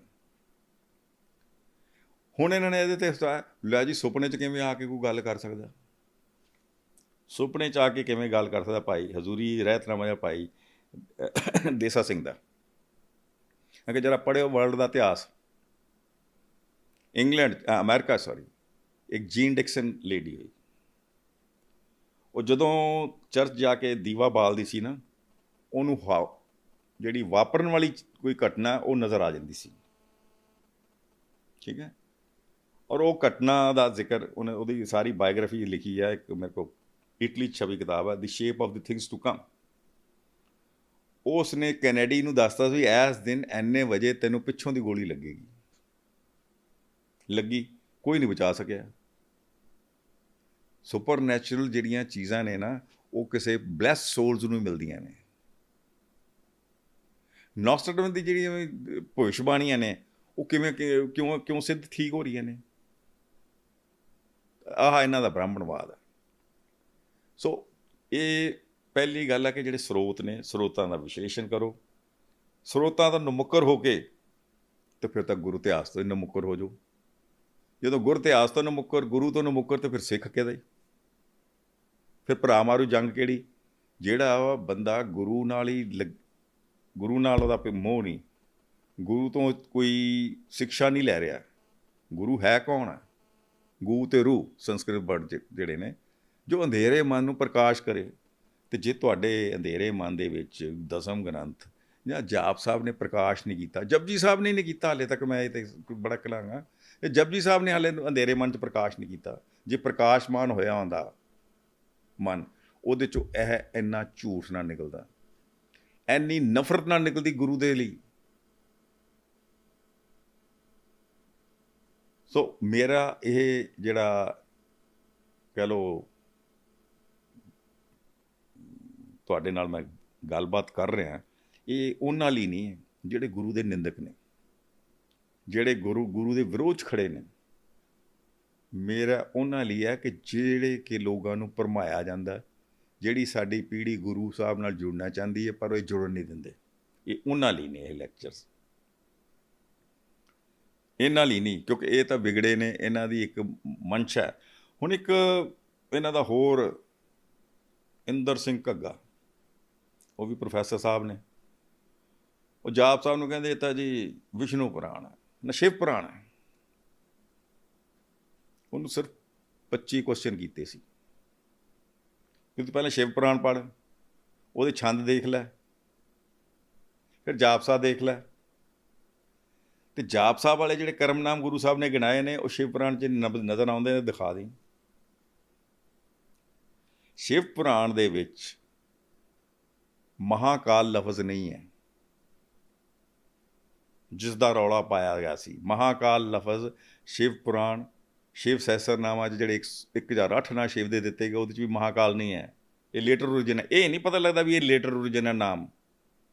ਜਦੋਂ ਗੁਰੂ ਵਰਤ ਚੁੱਕੇ ਨੇ ਗੁਰੂ ਸਾਹਿਬ, ਉਦੋਂ ਫਿਰ ਇਹਨਾਂ ਕਿਹਾ ਵੀ ਇਹ ਰਹਿ ਗਿਆ ਅਤੇ ਇਹ ਵੀ ਲਾ ਦਿਓ, ਪਰ ਸ਼ਿਵ ਸਹਿਸਰਨਾਮਾ 'ਚ ਨਹੀਂ ਹੈ, ਮਹਾਭਾਰਤ 'ਚ ਨਹੀਂ ਹੈ, ਅਮਰਕੋਸ਼ 'ਚ ਨਹੀਂ ਹੈ, ਜਿੱਥੇ ਸ਼ਿਵ ਦੇ ਨਾਂ ਦਿੱਤੇ ਗਏ ਨੇ। ਇਸੇ ਤਰ੍ਹਾਂ ਜਿਹੜਾ ਸ਼ਿਵ ਪੁਰਾਣ ਹੈ, ਉਹ 'ਚ ਸਦਾ ਸ਼ਿਵ ਜਿਹੜਾ ਸਰਵ ਸ਼ਕਤੀਮਾਨ ਪਰਮਾਤਮਾ ਲਈ ਵਰਤਿਆ ਗਿਆ ਹੈ, ਸ਼ਿਵ ਲਈ ਨਹੀਂ। ਸ਼ਿਵ ਜਿਹੜਾ ਹੈ ਉਹ ਪੁਰਾਣਿਕ ਐਨਸਾਈਕਲੋਪੀਡੀਆ ਵੀ ਚੈੱਕ ਕਰੋਗੇ, ਉਹ ਪੈਰਿਸ਼ੇਬਲ ਹੈ, ਅਨੰਤ ਨਹੀਂ, ਅਮਰ ਨਹੀਂ, ਅਬਿਨਾਸ਼ੀ ਨਹੀਂ, ਪੈਰਿਸ਼ੇਬਲ ਹੈ। ਤਿੰਨੇ ਸ਼ਕਤੀਆਂ, ਜੇ ਸਾਡੇ ਜਪਜੀ ਸਾਹਿਬ ਵੀ ਪੜ੍ਹੋ ਤਾਂ ਉਹਦੇ 'ਚ ਵੀ ਹੈ ਨਾ, ਏਕਾ ਮਾਏ ਜੁਗਤ ਵਿਆਹੀ ਤਿੰਨ ਚੇਲੇ ਪ੍ਰਵਾਨ, ਇੱਕ ਸਸਾਰੀ, ਇੱਕ ਭੰਡਾਰੀ, ਇੱਕ ਲਾਏ ਦੀਵਾਨ। ਉਹ ਤਿੰਨੇ ਸ਼ਕਤੀਆਂ ਜਦੋਂ ਪਰਲੇ ਆਉਂਦੀ ਹੈ, ਖਤਮ ਹੁੰਦੀਆਂ ਉਹਦੇ ਹੁਕਮ 'ਚ। ਫਿਰ ਗੁਰੂ ਸਾਹਿਬ ਕਹਿੰਦੇ ਨੇ ਹੁਕਮੇ ਉਪਜੇ 10 ਅਵਤਾਰਾ। ਅਤੇ ਜੇ ਗੁਰੂ ਗ੍ਰੰਥ ਸਾਹਿਬ ਦੇ 'ਚ ਉਹਨਾਂ ਦੀ ਪ੍ਰਮਾਣਿਕਤਾ ਹੈ, ਤਾਂ ਦਸਮ ਗ੍ਰੰਥਾਂ 'ਚ ਉਹਦੀ ਪ੍ਰਮਾਣਿਕਤਾ ਕਿਉਂ ਨਹੀਂ ਹੈ? ਉਹ ਫਿਰ ਇਸੇ ਕਰਕੇ ਆਪਾਂ ਦੇਖਾਂਗੇ, ਜੇ ਪੁਰਾਣਿਕ ਐਨਸਾਈਕਲੋਪੀਡੀਆ ਜਿਹੜੇ ਨੇ, ਕੋਸ਼ ਨੇ, ਉਹ 'ਚ ਦੇਖੋਗੇ ਵੀ ਨਾਰਦ ਹੈ, ਉਹਦੀ ਐਡੀ ਲੰਬੀ ਥੋੜ੍ਹਾ ਵੀ ਉਮਰ ਕੇ ਹਰੇਕ ਯੋਗੀ 'ਚੋਂ ਨਜ਼ਰ ਆ ਰਿਹਾ। ਇਹ ਸ਼ਕਤੀਆਂ ਨੇ, ਪਰਮਾਤਮਾ ਦੀਆਂ ਸ਼ਕਤੀਆਂ ਨੇ। ਜਿਵੇਂ ਗੁਰੂ ਗ੍ਰੰਥ ਸਾਹਿਬ ਦੇ ਵਿੱਚ ਧਰਮਰਾਜ ਹੈ ਲਫ਼ਜ਼, ਗੁਰੂ ਸਾਹਿਬ ਨੇ ਇਹਨੂੰ ਨਕਾਰਿਆ ਨਹੀਂ। ਨਾਲ ਜੋ ਇਸਲਾਮਿਕ ਟ੍ਰਡੀਸ਼ਨ 'ਚ ਹੈ, ਉਸ ਨੂੰ ਵੀ ਨਹੀਂ ਨਕਾਰਿਆ। ਇਸਲਾਮਿਕ ਟ੍ਰੈਡੀਸ਼ਨ 'ਚ ਤਾਂ ਧਰਮਰਾਜ ਤਾਂ ਨਹੀਂ ਲਿਖਿਆ। ਐਵੇਂ ਜਿਹੜੀਆਂ ਆਪਣੀਆਂ ਸਾਰੀਆਂ ਟ੍ਰੈਡੀਸ਼ਨਸ ਦੇ ਨਾਮ ਨੇ ਇਹ, ਜਾਂ ਇਹ ਸ਼ਕਤੀਆਂ ਨੇ, ਇਹ ਵੈਦਿਕ ਟ੍ਰੈਡੀਸ਼ਨਸ ਦੀਆਂ, ਇਜਿਪਸ਼ੀਅਨ ਟ੍ਰੈਡੀਸ਼ਨ ਦੇ ਇਹਦੇ ਪੈਰਲਲ ਜਿਹੜੇ ਨੇ ਸ਼ਕਤੀਆਂ ਮਿਲਦੀਆਂ ਨੇ। ਉਹਨਾਂ ਦੀ ਇੱਕ ਅਲੱਗ ਚਾਰਟ ਬਣਾ ਕੇ ਮੈਂ ਸਾਂਝਾ ਕਰਾਂਗਾ। ਅਜ਼ਰਾਈਲ ਫਰਿਸ਼ਤਾ ਕਹਿੰਦੇ ਆ। ਗੁਰੂ ਸਾਹਿਬ ਨੇ ਕਿਹਾ ਵੀ ਮੈਂ ਨਹੀਂ ਮੰਨਦਾ। ਗੁਰੂ ਨੇ ਸਿਰਫ ਇੰਨਾ ਕਿਹਾ ਵੀ ਜਿਹੜੀਆਂ ਵੀ ਸ਼ਕਤੀਆਂ ਨੇ ਉਹ ਪਰਮਾਤਮਾ ਦੀਆਂ ਬਣਾਈਆਂ ਸ਼ਕਤੀਆਂ ਨੇ, ਪੈਰਿਸ਼ੇਬਲ ਨੇ, ਅਤੇ ਰਾਹ ਜਿਹੜਾ ਇੱਕੋ ਹੀ ਹੈ। ਇਸੇ ਲਈ ਸਾਡਾ ਦੇਖੋ, ਜਦੋਂ ਹਰਿਮੰਦਰ ਸਾਹਿਬ ਦਾ ਨਕਸ਼ਾ ਤਿਆਰ ਹੋਇਆ, ਉਹਦੀ ਇੱਕ ਆਪਣੀ ਮਹੱਤਤਾ ਹੈ। ਨੀਵੇਂ ਉੱਤੋਂ ਆਓ, ਨੀਵੇਂ ਹੋ ਜਾਓ, ਮਨ ਦਾ ਅਭਿਮਾਨ ਕੱਢ ਦਿਓ, ਨੀਵੇਂ ਹੋ ਕੇ ਗੁਰੂ ਅੱਗੇ ਝੁਕੋਗੇ ਅਤੇ ਗੁਰੂ ਤੋਂ ਕੁਝ ਪ੍ਰਾਪਤੀ ਹੋ ਜਾਏਗੀ। ਫਿਰ 3 ਦਿਸ਼ਾਵਾਂ, 4 ਦਿਸ਼ਾਵਾਂ ਨੇ, ਜਿਹੜੀ ਮਰਜ਼ੀ ਦਿਸ਼ਾ 'ਚੋਂ ਉਸ ਦਰ ਦੇ ਉੱਤੇ ਜਾ ਕੇ ਐਂਟਰ ਕਰ ਜਾਓ। ਪਰ ਜਦੋਂ ਉਸਦੇ ਦਰਸ਼ਨੀ ਡਿਓੜੀ ਤੋਂ ਦਰਸ਼ਨ ਦੀਦਾਰੇ ਲਈ ਜਾਣਾ ਹੈ, ਤੇ ਫਿਰ ਇੱਕੋ ਹੀ ਦਰ ਹੈ। ਉਸ ਦੀ ਪ੍ਰਾਪਤੀ ਦਾ ਦਰ ਇੱਕੋ ਹੀ ਹੈ, ਅਤੇ ਜ਼ਰੀਆ ਨਾਮ। ਨਾਮ ਉਹਦੇ ਕਈ ਹੋਣਗੇ, ਕ੍ਰਿਤਮ ਨਾਮ ਵੀ ਹੈ, ਕਰਮ ਨਾਮ ਵੀ ਹੈ। ਗੁਰੂ ਗ੍ਰੰਥ ਸਾਹਿਬ 'ਚ ਕ੍ਰਿਤਮ ਨਾਮ ਦਿੱਤੇ ਨੇ, ਦਸਮ ਗ੍ਰੰਥ 'ਚ ਕਰਮ ਨਾਮ ਦੇ ਦਿੱਤੇ। ਸ਼ਿਵ ਸਹਿਸਰਨਾਮਾ ਔਰ ਵਿਸ਼ਨੂੰ ਸਹਿਸਰਨਾਮਾ 'ਚ 50 ਨਾਮ ਐਸੇ ਨੇ ਰੱਬ ਦੇ, ਜਿਹੜੇ ਗੁਰੂ ਗ੍ਰੰਥ ਸਾਹਿਬ 'ਚ ਵੀ ਨੇ ਅਤੇ ਦਸਮ ਗ੍ਰੰਥ 'ਚ ਵੀ ਨੇ, ਪਰ ਉਸ ਦੀ ਵਿਆਖਿਆ ਜਿਹੜੀ ਹੈ ਉਹ ਪੁਰਾਣਿਕ ਸਾਹਿਤ ਮੁਤਾਬਕ ਨਹੀਂ ਹੈ।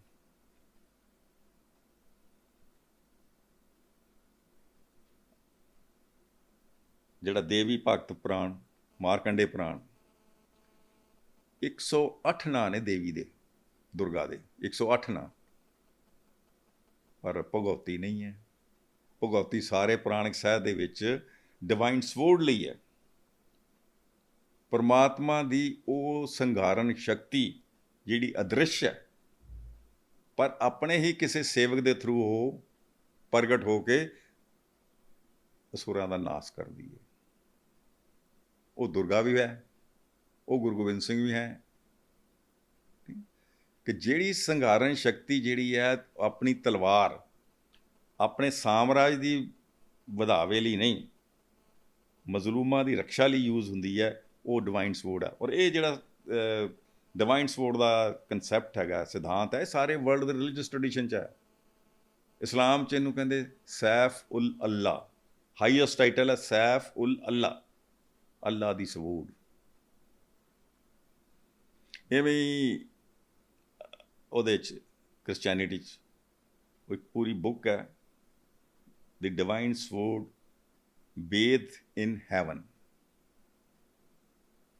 ਇਹ ਅਸੀਂ ਜਦੋਂ ਆਪਣੇ ਇਸ ਤੋਂ ਇਲਾਵਾ ਕੁਛ ਪੜ੍ਹਨਾ ਨਹੀਂ, ਆਪਣਾ ਵੀ ਜਿਹੜਾ ਉਹ ਸਮਝਣਾ ਨਹੀਂ ਜਾਣ ਕੇ, ਅਤੇ ਲੋਕਾਂ ਨੂੰ ਵੀ ਕੁਰਾਏ ਪਾਉਣਾ, ਤਾਂ ਉਹਦਾ ਇਲਾਜ ਕੁਛ ਨਹੀਂ ਹੈ। ਉਹਦਾ ਇਲਾਜ ਇਹ ਵੀ ਇਹ ਬੰਦਿਆਂ ਨੂੰ ਅਵੋਇਡ ਕੀਤਾ ਜਾਏ।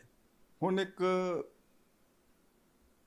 ਹੋਰ ਜਿਹੜਾ ਵਿਸ਼ਾ ਹੈ ਦਸਮ ਗ੍ਰੰਥ ਸਾਹਿਬ 'ਚੋਂ, ਵਿਸ਼ਾ ਨਹੀਂ, ਮੈਂ ਜਿਹਨੂੰ ਵਿਵਾਦ ਦੇ ਘੇਰੇ 'ਚ ਲਿਆਂਦਾ ਗਿਆ, ਉਹ ਹੈ ਤ੍ਰਿਆ ਚਤੁਰਪਾਖਿਆਨ। ਇਹ ਇੱਕ ਸੁਤੰਤਰ ਗ੍ਰੰਥ ਹੈ ਦਸਮ ਗ੍ਰੰਥ ਸਾਹਿਬ ਦੇ ਵਿੱਚ। ਇਹਦੇ ਵਿੱਚ ਗੁਰੂ ਸਾਹਿਬ ਨੇ ਸਾਰੇ ਵਰਲਡ ਲਿਟਰੇਚਰ 'ਚੋਂ ਜਿਹੜੀਆਂ ਨੇ ਦਿੱਤੀਆਂ ਸਟੋਰੀਜ਼, ਜਿਹੜੀਆਂ ਕਿ ਸਾਡਾ ਕਰੈਕਟਰ ਬਣਾ ਸਕਦੀਆਂ ਨੇ, ਉਸ ਦੇ ਬੇਸ 'ਤੇ ਉਹਨਾਂ ਨੇ ਆਪਣਾ ਇੱਕ ਅਲੱਗ ਉਹ ਸਟੋਰੀਜ਼ ਨੂੰ ਟਵਿਸਟ ਦਿੱਤਾ ਹੈ ਸਮੇਂ ਦੇ ਮੁਤਾਬਕ। ਕੁਛ ਸਟੋਰੀਜ਼ ਤਾਂ ਹਜ਼ਾਰਾਂ ਸਾਲ ਪੁਰਾਣੀਆਂ ਨੇ। ਇਹਨਾਂ 'ਚੋਂ 38 ਜਿਹੜੀ ਨੇ ਚਰਿੱਤਰ ਨੇ ਉਹ ਇਤਿਹਾਸਕ ਨੇ, 38 ਚਰਿੱਤਰ। ਹੁਣ ਫਿਰ ਆਪਾਂ ਆਉਂਦੇ ਨਾ ਗੁਰੂ ਗ੍ਰੰਥ ਸਾਹਿਬ ਦੇ ਵਿੱਚ ਸੁਚੱਜੀ ਅਤੇ ਕੁਚੱਜੀ, ਗੁਣਵੰਤੀ ਅਵਗੁਣਵੰਤੀ। ਅਤੇ ਜਿਹੜੀ ਸੁਚੱਜੀ ਦੇ ਚਰਿੱਤਰ ਨੇ ਉਹ ਹੈਗੇ 29। ਪੁਰਖ ਚਰਿੱਤਰ ਵੀ ਨੇ, ਤ੍ਰਿਆ ਚਤੁਰਪਾਖਿਆਨ ਤਾਂ ਹੈ ਨਾ, ਪੁਰਖ ਚਰਿੱਤਰ ਵੀ ਨੇ, ਉਹ ਹੈ 9। ਧਾਰਮਿਕ ਭਾਵਨਾ ਵਾਲੇ ਚਰਿੱਤਰ ਫਿਰ 9 ਨੇ। ਪੁਰਾਣਿਕ ਸਾਹਿਤ 'ਚੋਂ 20 ਨੇ, ਮਹਾਂਭਾਰਤ 'ਚੋਂ 2, ਰਾਮਾਇਣ 'ਚੋਂ 2, ਪੰਚਤੰਤਰ 'ਚੋਂ 3, ਹਿਤ ਉਪਦੇਸ਼ ਚੋਂ 4, ਜਿਹੜੀਆਂ ਲੋਕ ਕਥਾਵਾਂ ਨੇ ਉਹ 46, ਇਸ਼ਕ ਹਕੀਕੀ 9, ਜਿਨ੍ਹਾਂ ਵਿੱਚ ਅਮਰ ਪ੍ਰੇਮ ਕਥਾਵਾਂ ਅਸੀਂ ਕਹਿੰਦੇ ਹਾਂ ਨਾ, ਹੀਰ ਰਾਂਝਾ, ਇਹ 98 ਨੰਬਰ ਚਿੱਤਰ ਹੈ। ਸੋਹਣੀ ਮਹੀਵਾਲ 101 ਨੰਬਰ ਚਿੱਤਰ ਹੈ। ਸੱਸੀ ਪੁੰਨੋ 108 ਨੰਬਰ ਚਿੱਤਰ ਹੈ। ਮਿਰਜ਼ਾ ਸਾਹਿਬਾਂ 129, ਸੰਮੀ ਢੋਲਾ 161, ਮਾਧਵ ਨਲ ਕਾਮ ਕੰਦਲਾ 91, ਰਤਨ ਸਿੰਘ ਸੈਨ ਪਦਮਾਵਤੀ 199, ਜੋਸਫ ਜ਼ੁਲੈਖਾ 201, ਨਲ ਦਮਯੰਤੀ 151। ਹੁਣ ਮੈਂ ਇਹਦੇ ਚੋਂ ਹੀ ਜ਼ਿਕਰ ਕਰਾਂਗਾ ਜਿਹੜਾ 201 ਨੰਬਰ ਚਰਿੱਤਰ ਹੈ, ਉਹ ਬਾਈਬਲ 'ਚ ਹੈ, ਕੁਰਾਨ ਸ਼ਰੀਫ 'ਚ ਵੀ ਹੈ, ਯੂਸੁਫ ਤੇ ਜ਼ੁਲੈਖਾ ਦਾ। ਔਰ ਇਹ ਚਰਿੱਤਰ ਦਾ ਬਿਲਕੁਲ ਸਾਂਝ ਪੈਂਦੀ ਹੈ ਜਿਹੜਾ ਤ੍ਰਿਆ ਚਰਿੱਤਰ ਦਾ 23, 24, 25 ਚਰਿੱਤਰ ਹੈ, ਕਿੱਸਾ ਰਾਣੀ ਰੂਪ ਕੌਰ ਦਾ। ਬਿਲਕੁਲ ਸਿਮਿਲਰ ਸਟੋਰੀਜ਼ ਨੇ, ਕਿਉਂਕਿ ਇਹ ਸਾਡਾ ਆਪ ਦਾ ਇਤਿਹਾਸ ਹੈ, ਸਾਡਾ ਆਪਣਾ ਕਿਰਦਾਰ ਹੈ, ਸਾਡਾ ਆਪਣਾ ਅਕਸ ਹੈ, ਸਾਡੇ ਚਰਿੱਤਰ ਦਾ ਅਕਸ ਹੈ। ਤ੍ਰਿਆ ਚਰਿੱਤਰ ਵਿਗਿਆਨ ਸਾਡੇ ਸਮਾਜ ਦੀਆਂ ਬੁਰਾਈਆਂ ਦਾ ਅਕਸ ਹੈ। ਅੱਜ ਕਿੰਨੇ ਕੁ ਚੈਨਲ ਨੇ ਜਿਹੜੇ ਤੁਹਾਨੂੰ ਬਹੁਤ ਅੱਛੀਆਂ ਖਬਰਾਂ ਦੇ ਰਹੇ ਨੇ ਵੀ ਔਰਤ ਦੀ ਇੱਜ਼ਤ ਹੋ ਰਹੀ ਹੈ, ਚੋਰੀ ਡਕੈਤੀ ਨਹੀਂ ਹੋ ਰਹੀ, ਬਲਕਿ ਚੋਰ ਪਕੜੇ ਜਾਂਦੇ ਨੇ, ਉਹਨਾਂ ਨੂੰ ਕਿਵੇਂ ਆਪਾਂ ਪ੍ਰੋਟੈਕਟ ਕਰਨਾ, ਇਹ ਸਾਡੇ ਸਮਾਜ ਦਾ ਕੰਮ ਹੋ ਗਿਆ। ਰੇਪ ਹੋ ਰਹੇ ਨੇ, ਬਲਾਤਕਾਰ ਹੋ ਰਹੇ ਬੱਚਿਆਂ ਦੇ, ਉਹਨਾਂ ਦੇ ਉੱਤੇ ਕੋਈ ਰਿਪੋਰਟ ਲਿਖਣ ਦੀ ਲੋੜ ਨਹੀਂ, ਪੁਲਿਸ ਸਮਝਦੀ ਨਹੀਂ ਵੀ ਅਸੀਂ ਰਿਪੋਰਟ ਲਿਖਣੀ। ਇਹ ਸਮਾਜ ਦਾ ਅਕਸ ਹੈ। ਤ੍ਰਿਆ ਚਰਿੱਤਰ ਪਾਖਿਆਨ, ਇਸ ਦਾ ਟਾਈਟਲ ਜਿਹੜਾ ਪਾਖਿਆਨ ਲਫ਼ਜ਼ ਜਿਹੜਾ ਉਹ ਪ੍ਰਕਿਰਤ ਦਾ ਵਰਡ ਹੈ, ਸਟੋਰੀ ਆਲਰੇਡੀ ਟੋਲਡ। ਇਸੇ ਲਈ ਇਸ ਨੂੰ ਮੁਖਵਾਕ ਬਾਣੀ ਨਹੀਂ ਕਿਹਾ ਗਿਆ, ਪਾਤਸ਼ਾਹੀ 10ਵੀਂ ਲਿਖਿਆ ਗਿਆ। ਪਰ ਜੇ ਕਾਪੀਰਾਈਟ ਐਕਟ ਵੀ ਦੇਖੋਗੇ ਨਾ, ਤੇ ਜਿਹੜਾ ਕੋਈ ਮੂਲ ਰਚਨਾ ਦਾ ਅਨੁਵਾਦ ਵੀ ਕੀਤਾ ਗਿਆ ਨਾ, ਅਨੁਵਾਦ ਚਾਹੇ ਉਹ ਲਿਟਰਲ ਟਰਾਂਸਲੇਸ਼ਨ ਵੀ ਕੀਤਾ ਗਿਆ, ਤੇ ਉਹਦਾ ਕਾਪੀਰਾਈਟ ਜਿਹੜਾ ਅਨੁਵਾਦਕ ਕੋਲ ਹੋ ਜਾਂਦਾ। ਗੁਰੂ ਸਾਹਿਬ ਨੇ ਕਿਸੇ ਵੀ ਪੁਰਾਣ ਦਾ, ਚਾਹੇ ਮਾਰਕੰਡੇ ਪੁਰਾਣ ਸੀ, ਚਾਹੇ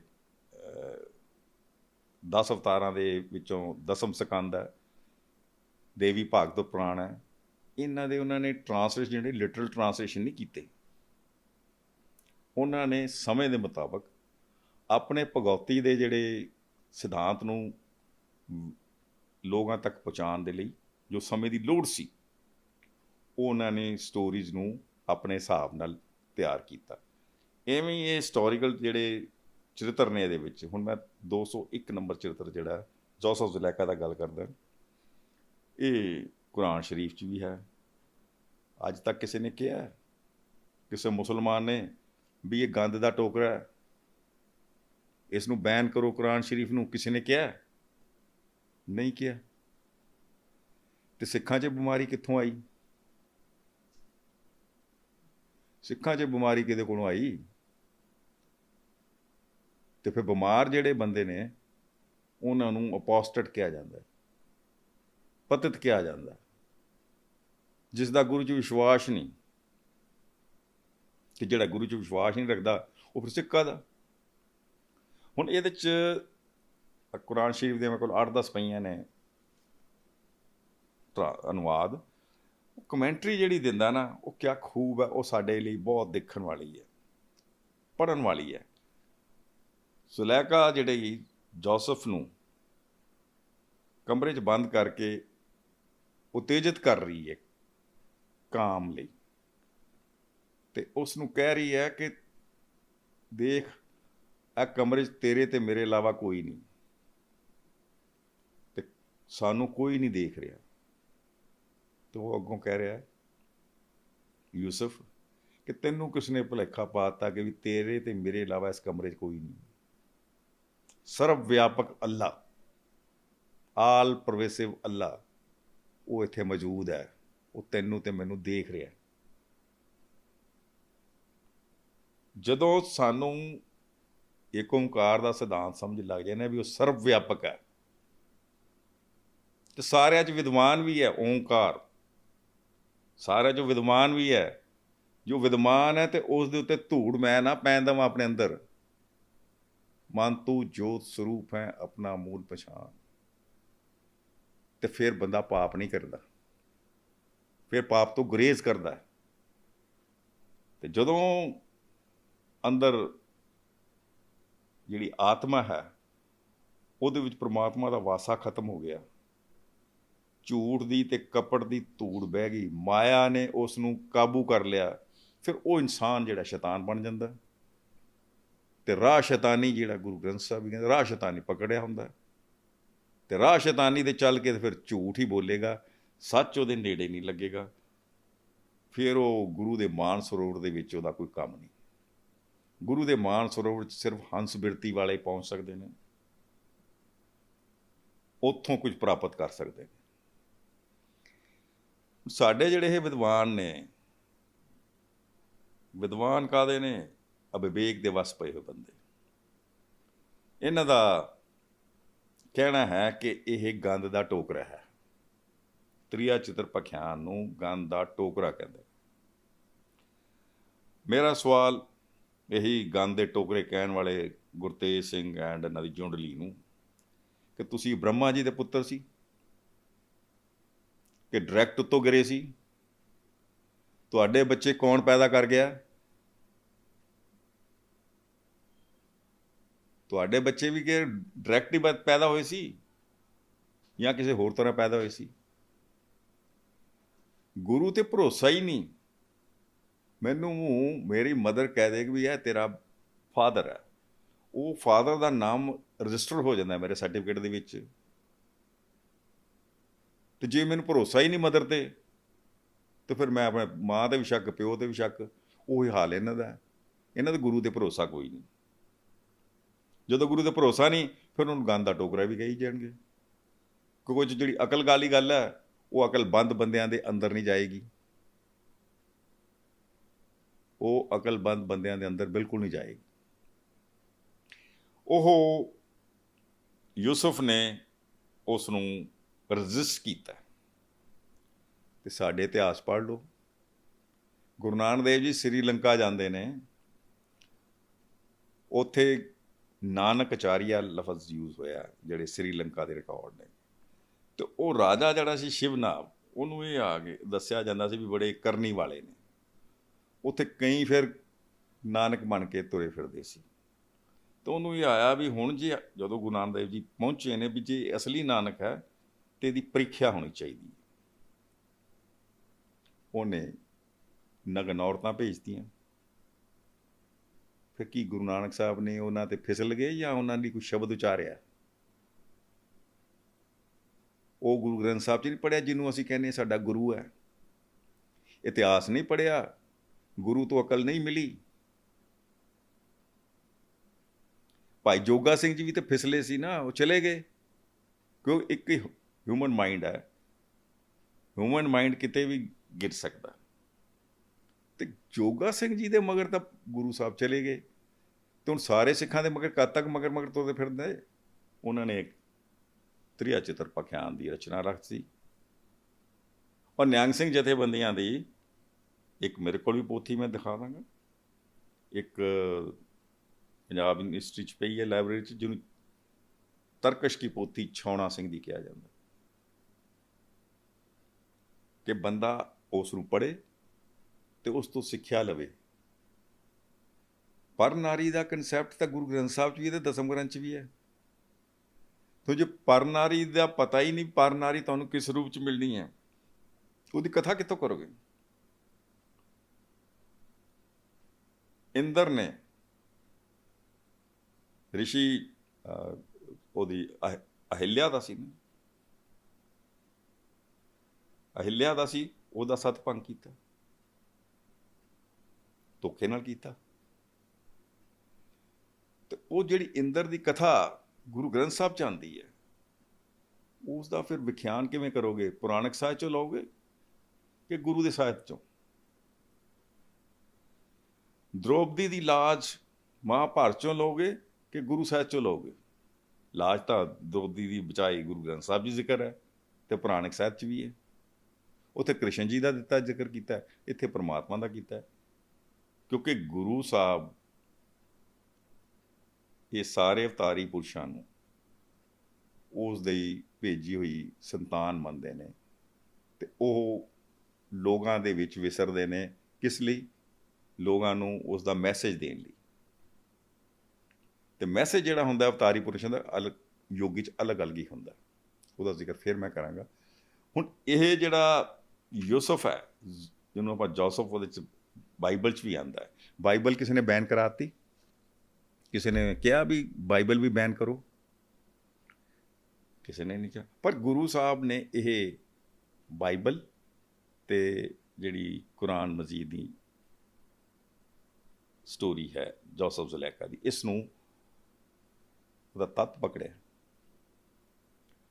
ਅਤੇ ਉਸ ਨੂੰ ਆਪਣੇ ਹਿਸਾਬ ਨਾਲ ਬਿਆਨ ਕੀਤਾ। ਕੁਰਾਨ ਮਜੀਦ 'ਚ ਵੱਡੀ ਹੈ, ਬਾਈਬਲ 'ਚ ਛੋਟੀ ਹੈ। ਅਤੇ ਮੈਂ ਉਸੇ ਪ੍ਰੋਫੈਸਰ ਸਾਹਿਬ ਦੀ ਤੁਹਾਨੂੰ ਦੱਸਦਾ, ਜਿਨ੍ਹਾਂ ਨੇ ਤੇਰੀ ਭਗਤੀ ਭੰਡਾਰ ਪੜ੍ਹਿਆ ਸੀ ਨਾ, ਉਹ ਮੈਨੂੰ ਕਹਿੰਦੇ ਸ਼ਿਮਲੇ ਮਿਲੇ, ਕਹਿੰਦੇ ਮੈਂ ਤਾਂ ਸਾਰੀ ਬਾਈਬਲ ਪੜ੍ਹ ਲਈ, ਮੈਨੂੰ ਤਾਂ ਮਿਲੀ ਨਹੀਂ ਸਟੋਰੀ। ਜਿਹੜੇ ਬੰਦੇ ਨੇ ਬਾਈਬਲ ਦਾ ਜੈਨਸਿਸ ਪੀਰੀਅਡ ਨਹੀਂ ਪੜ੍ਹਿਆ, ਜਿਹੜਾ ਸ਼ੁਰੂਆਤ ਜਿੱਥੋਂ ਬਾਈਬਲ ਹੁੰਦੀ ਹੈ ਉਸ ਚਰਿੱਤਰ ਤੋਂ ਹੁੰਦੀ ਹੈ,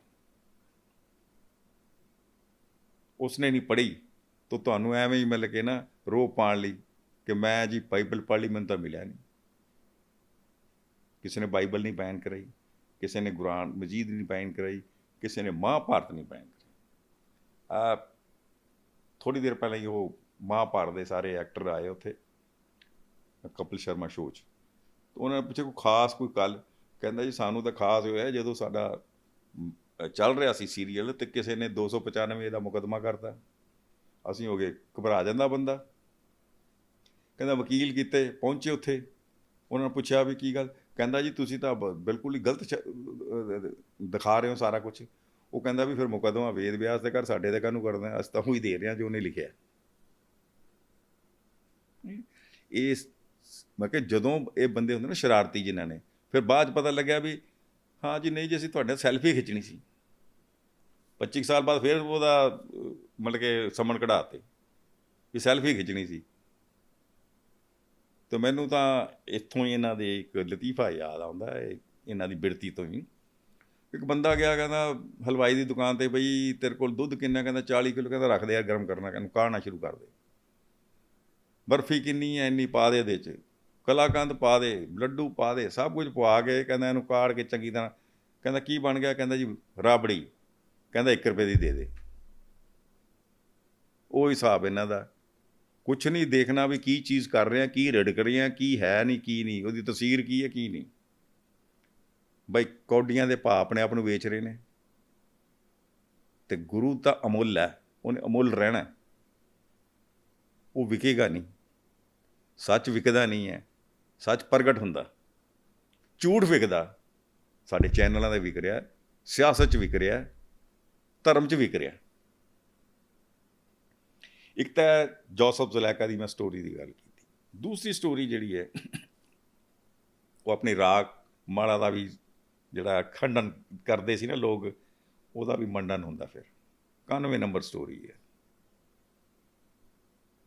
ਉਹ ਕਵੀ ਆਲਮ ਦੀ, ਇਹਨਾਂ ਨੇ ਇਹ ਤਰਕ ਦਿੱਤਾ ਕਿ ਕਵੀ ਜਿਹੜੇ ਆਲਮ 2 ਹੋਏ ਨੇ, ਇੱਕ ਅਕਬਰ ਦੇ ਜ਼ਮਾਨੇ ਦਾ, ਇੱਕ ਔਰੰਗਜ਼ੇਬ ਦੇ ਜ਼ਮਾਨੇ ਦਾ। ਪਹਿਲਾਂ ਮੈਨੂੰ ਵੀ ਥੋੜ੍ਹਾ ਜਿਹਾ ਸ਼ੱਕ ਪਿਆ ਵੀ ਇਹ ਚੀਜ਼ਾਂ ਦੇਖਣੀਆਂ ਚਾਹੀਦੀਆਂ, ਜਿੰਨਾ ਚਿਰ ਇਹ ਚੀਜ਼ ਨਾ ਲੱਭੇ ਵੀ ਕਵੀ 2 ਸੀ ਕਿ 1 ਸੀ, ਅਤੇ ਅੱਗੇ ਰਾਗਮਾਲਾ 'ਤੇ ਕੁਝ ਲਿਖਿਆ ਨਹੀਂ ਜਾ ਸਕਦਾ। ਸੋ ਮੈਨੂੰ ਫੋਰਚੂਨੇਟਲੀ ਇੱਕ ਕਿਤਾਬ ਮਿਲੀ, ਮੁਗਲ ਰਿਕਾਰਡਸ। ਉਹਨੇ ਸਾਰੀਆਂ ਤਰਤੀਬ ਦਿੱਤੀ ਹੋਈ ਉਹਦੇ 'ਚ। ਆਲਮ ਕਵੀ ਇੱਕੋ ਹੀ ਹੋਇਆ। ਉਹ ਕਹਿੰਦੇ ਜਿਹੜੇ ਕਾਮ ਕੰਦਲਾਂ ਜਿਹੜੀਆਂ ਇਹਨਾਂ ਨੇ, ਇਹ ਆਲਮ ਨੇ ਲਿਖੀ, ਅਤੇ ਜਿਹੜਾ ਕਾਲਮ ਥੋੜ੍ਹਾ ਸੀ ਉੱਧਰ ਦਾ ਗੁਰੂ ਗੋਬਿੰਦ ਸਿੰਘ ਦੇ ਟਾਈਮ ਦਾ ਕਹਿ ਲਓ, ਉਹਨੇ ਆਲਮਕੀਲੀ ਲਿਖੀ। ਇਹ 2 ਅਲੱਗ-ਅਲੱਗ ਨੇ। ਇਹ ਕਾਸ਼ੀ 'ਚ ਪਏ ਨੇ ਜੀ ਮੈਨੂਸਕ੍ਰਿਪਟ, ਚੈੱਕ ਕਰਾ ਲਓ, ਮੈਂ ਤਾਂ ਕਰਵਾ ਲਏ। ਇੱਕੋ ਹੀ ਕਵੀ ਹੈ, ਅਤੇ ਗੁਰੂ ਸਾਹਿਬ ਉਹਦੀ ਸਟੋਰੀ ਨੰਬਰ 91 ਦਿੰਦੇ ਨੇ। ਉਹ 91 ਨੰਬਰ ਸਟੋਰੀ ਜਿਹੜੀ ਹੈ, ਉਹ ਸਾਨੂੰ ਇੰਨਾ ਕੁਛ ਕਲੀਅਰ ਕਰ ਦਿੰਦੀ ਹੈ ਗੁਰੂ ਗ੍ਰੰਥ ਸਾਹਿਬ ਦੀ ਦਰਜ ਰਾਗਮਾਲਾ। ਅੱਛਾ, ਇਹ ਵੀ ਮੰਨਦੇ ਨੇ ਇੱਧਰ ਵੀ ਜਿਹੜੀ ਇਹ ਆਲਮ ਕਵੀ ਦੀ ਰਾਗਮਾਲਾ ਹੈ, ਇਹਦੇ ਵਿੱਚ ਜਿਹੜੀ ਗੁਰੂ ਗ੍ਰੰਥ ਸਾਹਿਬ ਉਹਦੇ ਨਾਲੋਂ ਭਿੰਨ ਹੈ। ਅਤੇ ਭਿੰਨ ਤਾਂ ਆਪੇ ਜਦੋਂ ਬੰਦਾ ਕੋਈ ਕਿਸੇ ਚੀਜ਼ ਦੀ ਕਾਪੀ ਕਰੇਗਾ ਤਾਂ ਭਿੰਨ ਤਾਂ ਹੋ ਹੀ ਜਾਏਗੀ। ਫਿਰ ਉਹਦਾ ਜ਼ਿਕਰ ਵੀ ਉਹਦੇ ਵਿੱਚ ਉਸ ਦੀ ਵਾਈਫ ਦਾ ਸ਼ੇਖ ਰੰਗਰੇਜ਼ਨ, ਇਹ ਬ੍ਰਾਹਮਣ ਸੀ, ਉਸ ਦੇ ਪਿਆਰ ਦੇ ਵਿੱਚ ਪਾਗਲ ਹੋ ਕੇ ਮੁਸਲਮਾਨ ਬਣਿਆ। ਨਹੀਂ ਤਾਂ ਬ੍ਰਾਹਮਣ ਕਦੀ ਸੰਸਕ੍ਰਿਤ ਲਿਖਦਾ। ਤਾਂ ਉਹੀ ਗੱਲ ਮੈਂ ਇੱਥੇ ਆ ਜਾਂਦਾ ਵੀ ਇਹ ਜੇ ਕਿਸੇ ਬ੍ਰਾਹਮਣ ਦੀ ਚਾਲ ਸੀ ਤੇ ਬ੍ਰਾਹਮਣ ਜਿਹੜਾ ਫਾਰਸੀ ਤੇ ਅਰਬੀ ਤੇ ਕਿਵੇਂ ਲਿਖ ਲੇਗਾ? ਸੰਸਕ੍ਰਿਤ ਤਾਂ ਲਿਖੇਗਾ ਹੀ। ਦਸਮ ਗ੍ਰੰਥ ਸਾਹਿਬ ਫਾਰਸੀ 'ਚ ਕਿਵੇਂ ਬ੍ਰਾਹਮਣ ਲਿਖ ਲੇਗਾ? ਇੰਨੀ ਕੁ ਸਾਡੀ ਅਕਲ ਕੰਮ ਕਰਦੀ ਹੈ, ਕਿਉਂਕਿ ਉਹ ਗਿਰਵੀ ਰੱਖੀ ਹੋਈ ਹੈ। ਅਕਲ ਤਾਂ ਸਾਰਿਆਂ ਨੂੰ ਰੱਬ ਨੇ ਦਿੱਤੀ ਹੈ, ਬੁੱਧੀ ਦਿੱਤੀ ਹੋਈ ਹੈ, ਪਰ ਜੋ ਗਿਰਵੀ ਰੱਖੀ ਹੋਵੇ ਤੇ ਕਲਮ ਉਧਾਰੀ ਹੋਵੇ ਤਾਂ ਫਿਰ ਝੂਠ ਹੀ ਨਿਕਲੇਗਾ, ਸੱਚ ਨਹੀਂ ਆਉਂਦਾ ਕਦੇ ਨੇੜੇ। ਅਤੇ ਇਸੇ ਲਈ ਮੈਂ ਇਹਨਾਂ ਦੀ ਪਰਵਾਹ ਨਹੀਂ ਬਹੁਤੀ ਕਰਦਾ। ਦਿੱਲੀ ਆਪਾਂ ਐਂਟਰ ਕਰਦੇ ਹਾਂ, ਦਿੱਲੀ ਦਾ ਸਾਰਾ ਗੰਦ ਲਿਆ ਕੇ ਉਹਨਾਂ ਨੇ ਬਾਹਰ 2 ਪਹਾੜ ਬਣਾ ਤੇ, ਉੱਤੇ ਬੂਟੇ ਲਾ ਤੇ, ਸਭ ਕੁਝ ਕਰਤਾ, ਪਰ ਉਹ 'ਚੋਂ ਖੁਸ਼ਬੂ ਤਾਂ ਕੋਈ ਨਹੀਂ ਆਊਗੀ। ਹੈ ਉਹ ਗੰਦ ਹੀ ਹੈ। ਉਹ ਤਾਂ ਸੈਂਟ ਵੀ ਮਾਰ ਲਓ ਤੁਸੀਂ ਜਾ ਕੇ, ਉੱਥੇ ਖੁਸ਼ਬੂ ਨਹੀਂ ਆਏਗੀ। ਸੋ ਸਾਨੂੰ ਇਹਨਾਂ ਬੰਦਿਆਂ ਦੇ ਕਿਸੇ ਸਵਾਲ ਦਾ ਜਵਾਬ ਨਹੀਂ ਕਰਨ ਦੇਣਾ ਚਾਹੀਦਾ। ਕੋਈ ਇਹਨਾਂ 'ਚੋਂ ਖੁਸ਼ਬੂ ਨਹੀਂ ਆਉਣੀ, ਇਹਨਾਂ ਤਿਲਾਂ 'ਚ ਤੇਲ ਵੀ ਹੈ ਨਹੀਂ। ਇਹਨਾਂ ਨੂੰ ਸਵਾਲ ਦੇ ਉੱਤੇ ਸਵਾਲ ਕਰੋ, ਆਪਣੇ ਆਪ ਚਲੇ ਜਾਂਦੇ ਨੇ। ਇਹਨਾਂ ਕੋਲ ਸਵਾਲ ਦਾ ਜਵਾਬ ਨਹੀਂ ਹੈ, ਕਿਸੇ ਚੀਜ਼ ਸਵਾਲ ਦਾ ਵੀ। ਹੁਣ ਉਹ ਜਿਹੜਾ ਚਰਿੱਤਰ ਹੈ, ਗੁਰੂ ਸਾਹਿਬ ਨੇ ਕਵੀ ਆਲਮ ਦਾ ਵੀ ਦਿੱਤਾ। ਉਹਨਾਂ ਦਾ ਕੋਟ ਪੋਇਟ ਹੈ। ਕੋਟ ਪੋਇਟ ਜਿਹੜਾ ਉਹਨਾਂ ਦਾ ਦਰਬਾਰੀ ਕਵੀ ਹੈ, ਇਤਿਹਾਸ 'ਚ ਆਉਂਦਾ ਕਿ ਔਰੰਗਜ਼ੇਬ ਨੇ ਜਦੋਂ ਗਾਣਾ ਵਜਾਣਾ ਬੰਦ ਕਰਾਇਆ ਅਤੇ ਉਹ ਜਿਹੜੇ ਸਾਰੇ ਉਹਨਾਂ ਦੇ ਕਵੀ ਵਿਹਲੇ ਹੋਏ, ਉਹ ਕਿੱਧਰ ਆ ਗਏ? ਗੁਰੂ ਸਾਹਿਬ ਨੇ ਆਪਣੇ ਦਰਬਾਰ 'ਚ ਰੱਖ ਲਏ। ਇਸੇ ਲਈ ਭਾਈ ਨੰਦ ਲਾਲ ਗੰਜਨਾਮਾ 'ਚ ਗੁਰੂ ਗੋਬਿੰਦ ਸਿੰਘ ਨੂੰ ਬੇਕਸਾਰਾਂ ਯਾਰ ਕਹਿੰਦੇ, ਇਹ ਫਰੈਂਡ ਆਫ ਦੀ ਹੈਲਪਲੈਸ। ਅੱਜ ਅਸੀਂ ਕਿਤੇ ਕਿਸੇ ਨੂੰ ਥੋੜ੍ਹੀ ਜਿਹੀ ਮਦਦ ਕਰ ਦਈਏ ਨਾ, ਕਿਸੇ ਦੀ ਫੀਸ ਦੇ ਦਿੱਤੀ, ਕਿਸੇ ਦੀ ਕਰਤੀ, ਅਤੇ ਚੌੜੇ ਹੋਏ ਫਿਰਦੇ ਆ। ਤੋ ਸਰਬੰਸਦਾਨੀ, ਪਿਓ, ਮਾਤਾ, ਬੱਚੇ, ਪਰਿਵਾਰ, ਘਰ-ਬਾਰ ਸਭ ਕੁਝ ਤਿਆਗਦਾ, ਅਤੇ ਅਸੀਂ ਨਿਗੁਰੇ, ਨਿਗੁਣੇ ਅਤੇ ਨਿਸ਼ੁਕਰੇ ਉਸ ਦੀ ਕਿਰਤ 'ਤੇ, ਉਸ ਦੇ ਕਰਮਾਂ ਦੇ ਉੱਤੇ, ਉਸ ਦੇ ਬਲੀਦਾਨ ਦੇ ਉੱਤੇ ਸ਼ੱਕ ਕਰ ਰਹੇ ਹਾਂ। ਅਤੇ ਕਿੱਥੇ ਢੋਈ ਮਿਲੇਗੀ? ਨਾ ਇਸ ਸੰਸਾਰ 'ਚ, ਨਾ ਅਗਲੇ ਸੰਸਾਰ ਦੇ ਵਿੱਚ। ਹੁਣ ਫਿਰ ਇੱਕ ਇਹਨਾਂ ਨੇ ਬੜਾ ਢੋਂਗ ਰਚਾਇਆ ਇਸ ਚੀਜ਼ ਦੇ ਉੱਤੇ ਕਿ ਤ੍ਰਿਆ ਚਿੱਤਰ ਪਖਿਆਨ, ਇਹ ਗੁਰੂ ਸਾਹਿਬ ਦੀ ਰਚਨਾ ਹੋ ਹੀ ਨਹੀਂ ਸਕਦੀ। ਕੀ ਗੁਰੂ ਸਾਹਿਬ ਲਿਖ ਸਕਦੇ ਨੇ? ਵੀ ਪੁੱਛੇ ਵੀ ਤੁਹਾਨੂੰ ਪੁੱਛ ਕੇ ਲਿਖਣਾ ਸੀ ਗੁਰੂ ਨੇ? ਜਿਹੜੇ ਧਾਰਮਿਕ ਗ੍ਰੰਥਾਂ 'ਚੋਂ ਚੀਜ਼ਾਂ ਲਈਆਂ ਗਈਆਂ ਨੇ ਉਹ ਬੈਨ ਹੋਈਆਂ, ਉਹ ਵੀ ਤਾਂ ਲਿਖੀਆਂ ਹੋਈਆਂ ਨਾ। ਪੁਰਾਣ ਸਾਹਿਤ ਚੱਲ ਰਿਹਾ, ਮਹਾਂਭਾਰਤ ਚੱਲ ਰਹੀ ਹੈ, ਰਮਾਇਣ ਚੱਲ ਰਹੀ ਹੈ, ਗੀਤਾ ਚੱਲ ਰਹੀ ਹੈ, ਹਿਤ ਉਪਦੇਸ਼ ਚੱਲ ਰਿਹਾ ਹੈ, ਬਾਈਬਲ ਚੱਲ ਰਹੀ ਹੈ, ਕੁਰਾਨ ਮਜੀਦ ਚੱਲ ਰਹੀ ਹੈ। ਕਿਸ ਨੇ ਉਹਨਾਂ ਨੂੰ ਬੈਨ ਕਰਾ ਲਿਆ? ਅਤੇ ਤੁਸੀਂ ਵੀ ਜਿਹੜਾ ਪਿਛਲੇ 100 ਸਾਲ ਤੋਂ ਲੱਗੇ ਹੋ, 200 ਸਾਲ ਹੋਰ ਲੱਗ ਜਾਓ, ਨਰਕ ਹੀ ਨਸੀਬ ਹੋਣਗੇ। ਵੇਦਾਂ ਦੀ ਅਥਾਰਟੀ ਨੂੰ ਚੈਲੰਜ ਕਰਨ ਲਈ ਕੌਣ ਸੀ? ਚਰਵਾਕੇ। ਅੱਜ ਕੌਣ ਜਾਣਦਾ ਉਹਨਾਂ ਨੂੰ, ਚਰਵਾਕਿਆਂ ਨੂੰ, ਵੀ ਚਰਵਾਕਾ ਹੈ ਵੀ ਸੀ ਕਿ ਨਹੀਂ ਕੋਈ? ਵੇਦ ਚੱਲ ਰਹੇ ਨੇ। ਹੁਣ ਟੋਟਲ ਦਸਮ ਗ੍ਰੰਥ ਜਿਹੜਾ ਇਹਦੇ 1428 ਪੰਨੇ ਨੇ। ਹਰੇਕ ਪੱਤਰੇ ਦੇ ਉੱਤੇ 25 ਸਤਰਾਂ, ਹਰੇਕ ਸਤਰ 'ਚ 25 ਲਫ਼ਜ਼ ਨੇ। ਇੱਕ ਜਿਹੜਾ ਆਪਾਂ ਅਨੁਮਾਨ ਲਗਾ ਕੇ ਗੱਲ ਕਰਦੇ ਹਾਂ, ਅਤੇ ਇਸ ਹਿਸਾਬ ਨਾਲ ਸਾਰੇ ਦਸਮ ਵਿੱਚ 8,92,500 ਜਿਹੜੇ ਨੇ ਲਫ਼ਜ਼ ਨੇ, 8,92,500। ਅਤੇ ਤ੍ਰਿਆ ਚਿੱਤਰ ਪਖਿਆਨ ਦੇ ਵਿੱਚ ਜਿਹੜਾ ਕਿ ਸਾਡੇ ਪੇਜ 809 ਤੋਂ ਲੈ ਕੇ 1388 ਤੱਕ ਹੈ ਦਸਮ ਗ੍ਰੰਥ ਦੇ, 40.5% ਹੈ ਟੋਟਲ ਦਸਮ ਗ੍ਰੰਥ ਸਾਹਿਬ ਦਾ। ਅਤੇ ਇਹਦੇ ਵਿੱਚ ਲਫ਼ਜ਼ ਜਿਹੜੇ 3,61,875, 3,61,875। ਅਤੇ ਜਿਹੜੀ ਇਹ ਸ਼ਲੀਲ ਭਾਸ਼ਾ ਦੀ ਗੱਲ ਕਰਦੇ ਨੇ, ਉਹਦੇ ਮੈਂ ਲਫ਼ਜ਼ ਕੱਢ ਕੇ ਜਿਹਨੂੰ ਕਰਦਾ, ਉਹ ਲਫ਼ਜ਼ ਜਿਹੜੇ ਨੇ ਉਹ ਹੈਗੇ ਨੇ 0.04%। 0.04 1% ਵੀ ਨਹੀਂ ਹੈ। ਤੇ ਹੁਣ ਇੱਥੋਂ ਇਹਨਾਂ ਦੀ ਬਿਰਤੀ ਪਤਾ ਲੱਗਦੀ ਹੈ ਕਿ ਜਿਹੜੇ ਬੰਦਿਆਂ ਨੂੰ ਇਹਨਾਂ ਨੂੰ ਚਰਿਤਕਾਵ ਨਹੀਂ ਪਤਾ ਨਾ, ਚਰਿਤਕਾਵ ਲਿਖਿਆ ਕਿਵੇਂ ਜਾਂਦਾ। ਚਰਿਤਕਾਵ ਦੀ ਆਪਣੀ ਹੈ, ਉਹਦੀ ਭਾਸ਼ਾ ਖੁੱਲ੍ਹੀ ਯੂਜ਼ ਕਰਨੀ ਪੈਂਦੀ ਹੈ। ਉਹ 'ਚ ਕੋਈ ਲੁਕਵੀਂ ਭਾਸ਼ਾ ਨਹੀਂ ਆਪਾਂ ਵਰਤ ਸਕਦੇ। ਤੇ ਉਹ 0.04% ਤੇ ਇਹਨਾਂ ਦੀ ਬਿਰਤੀ ਗਈ।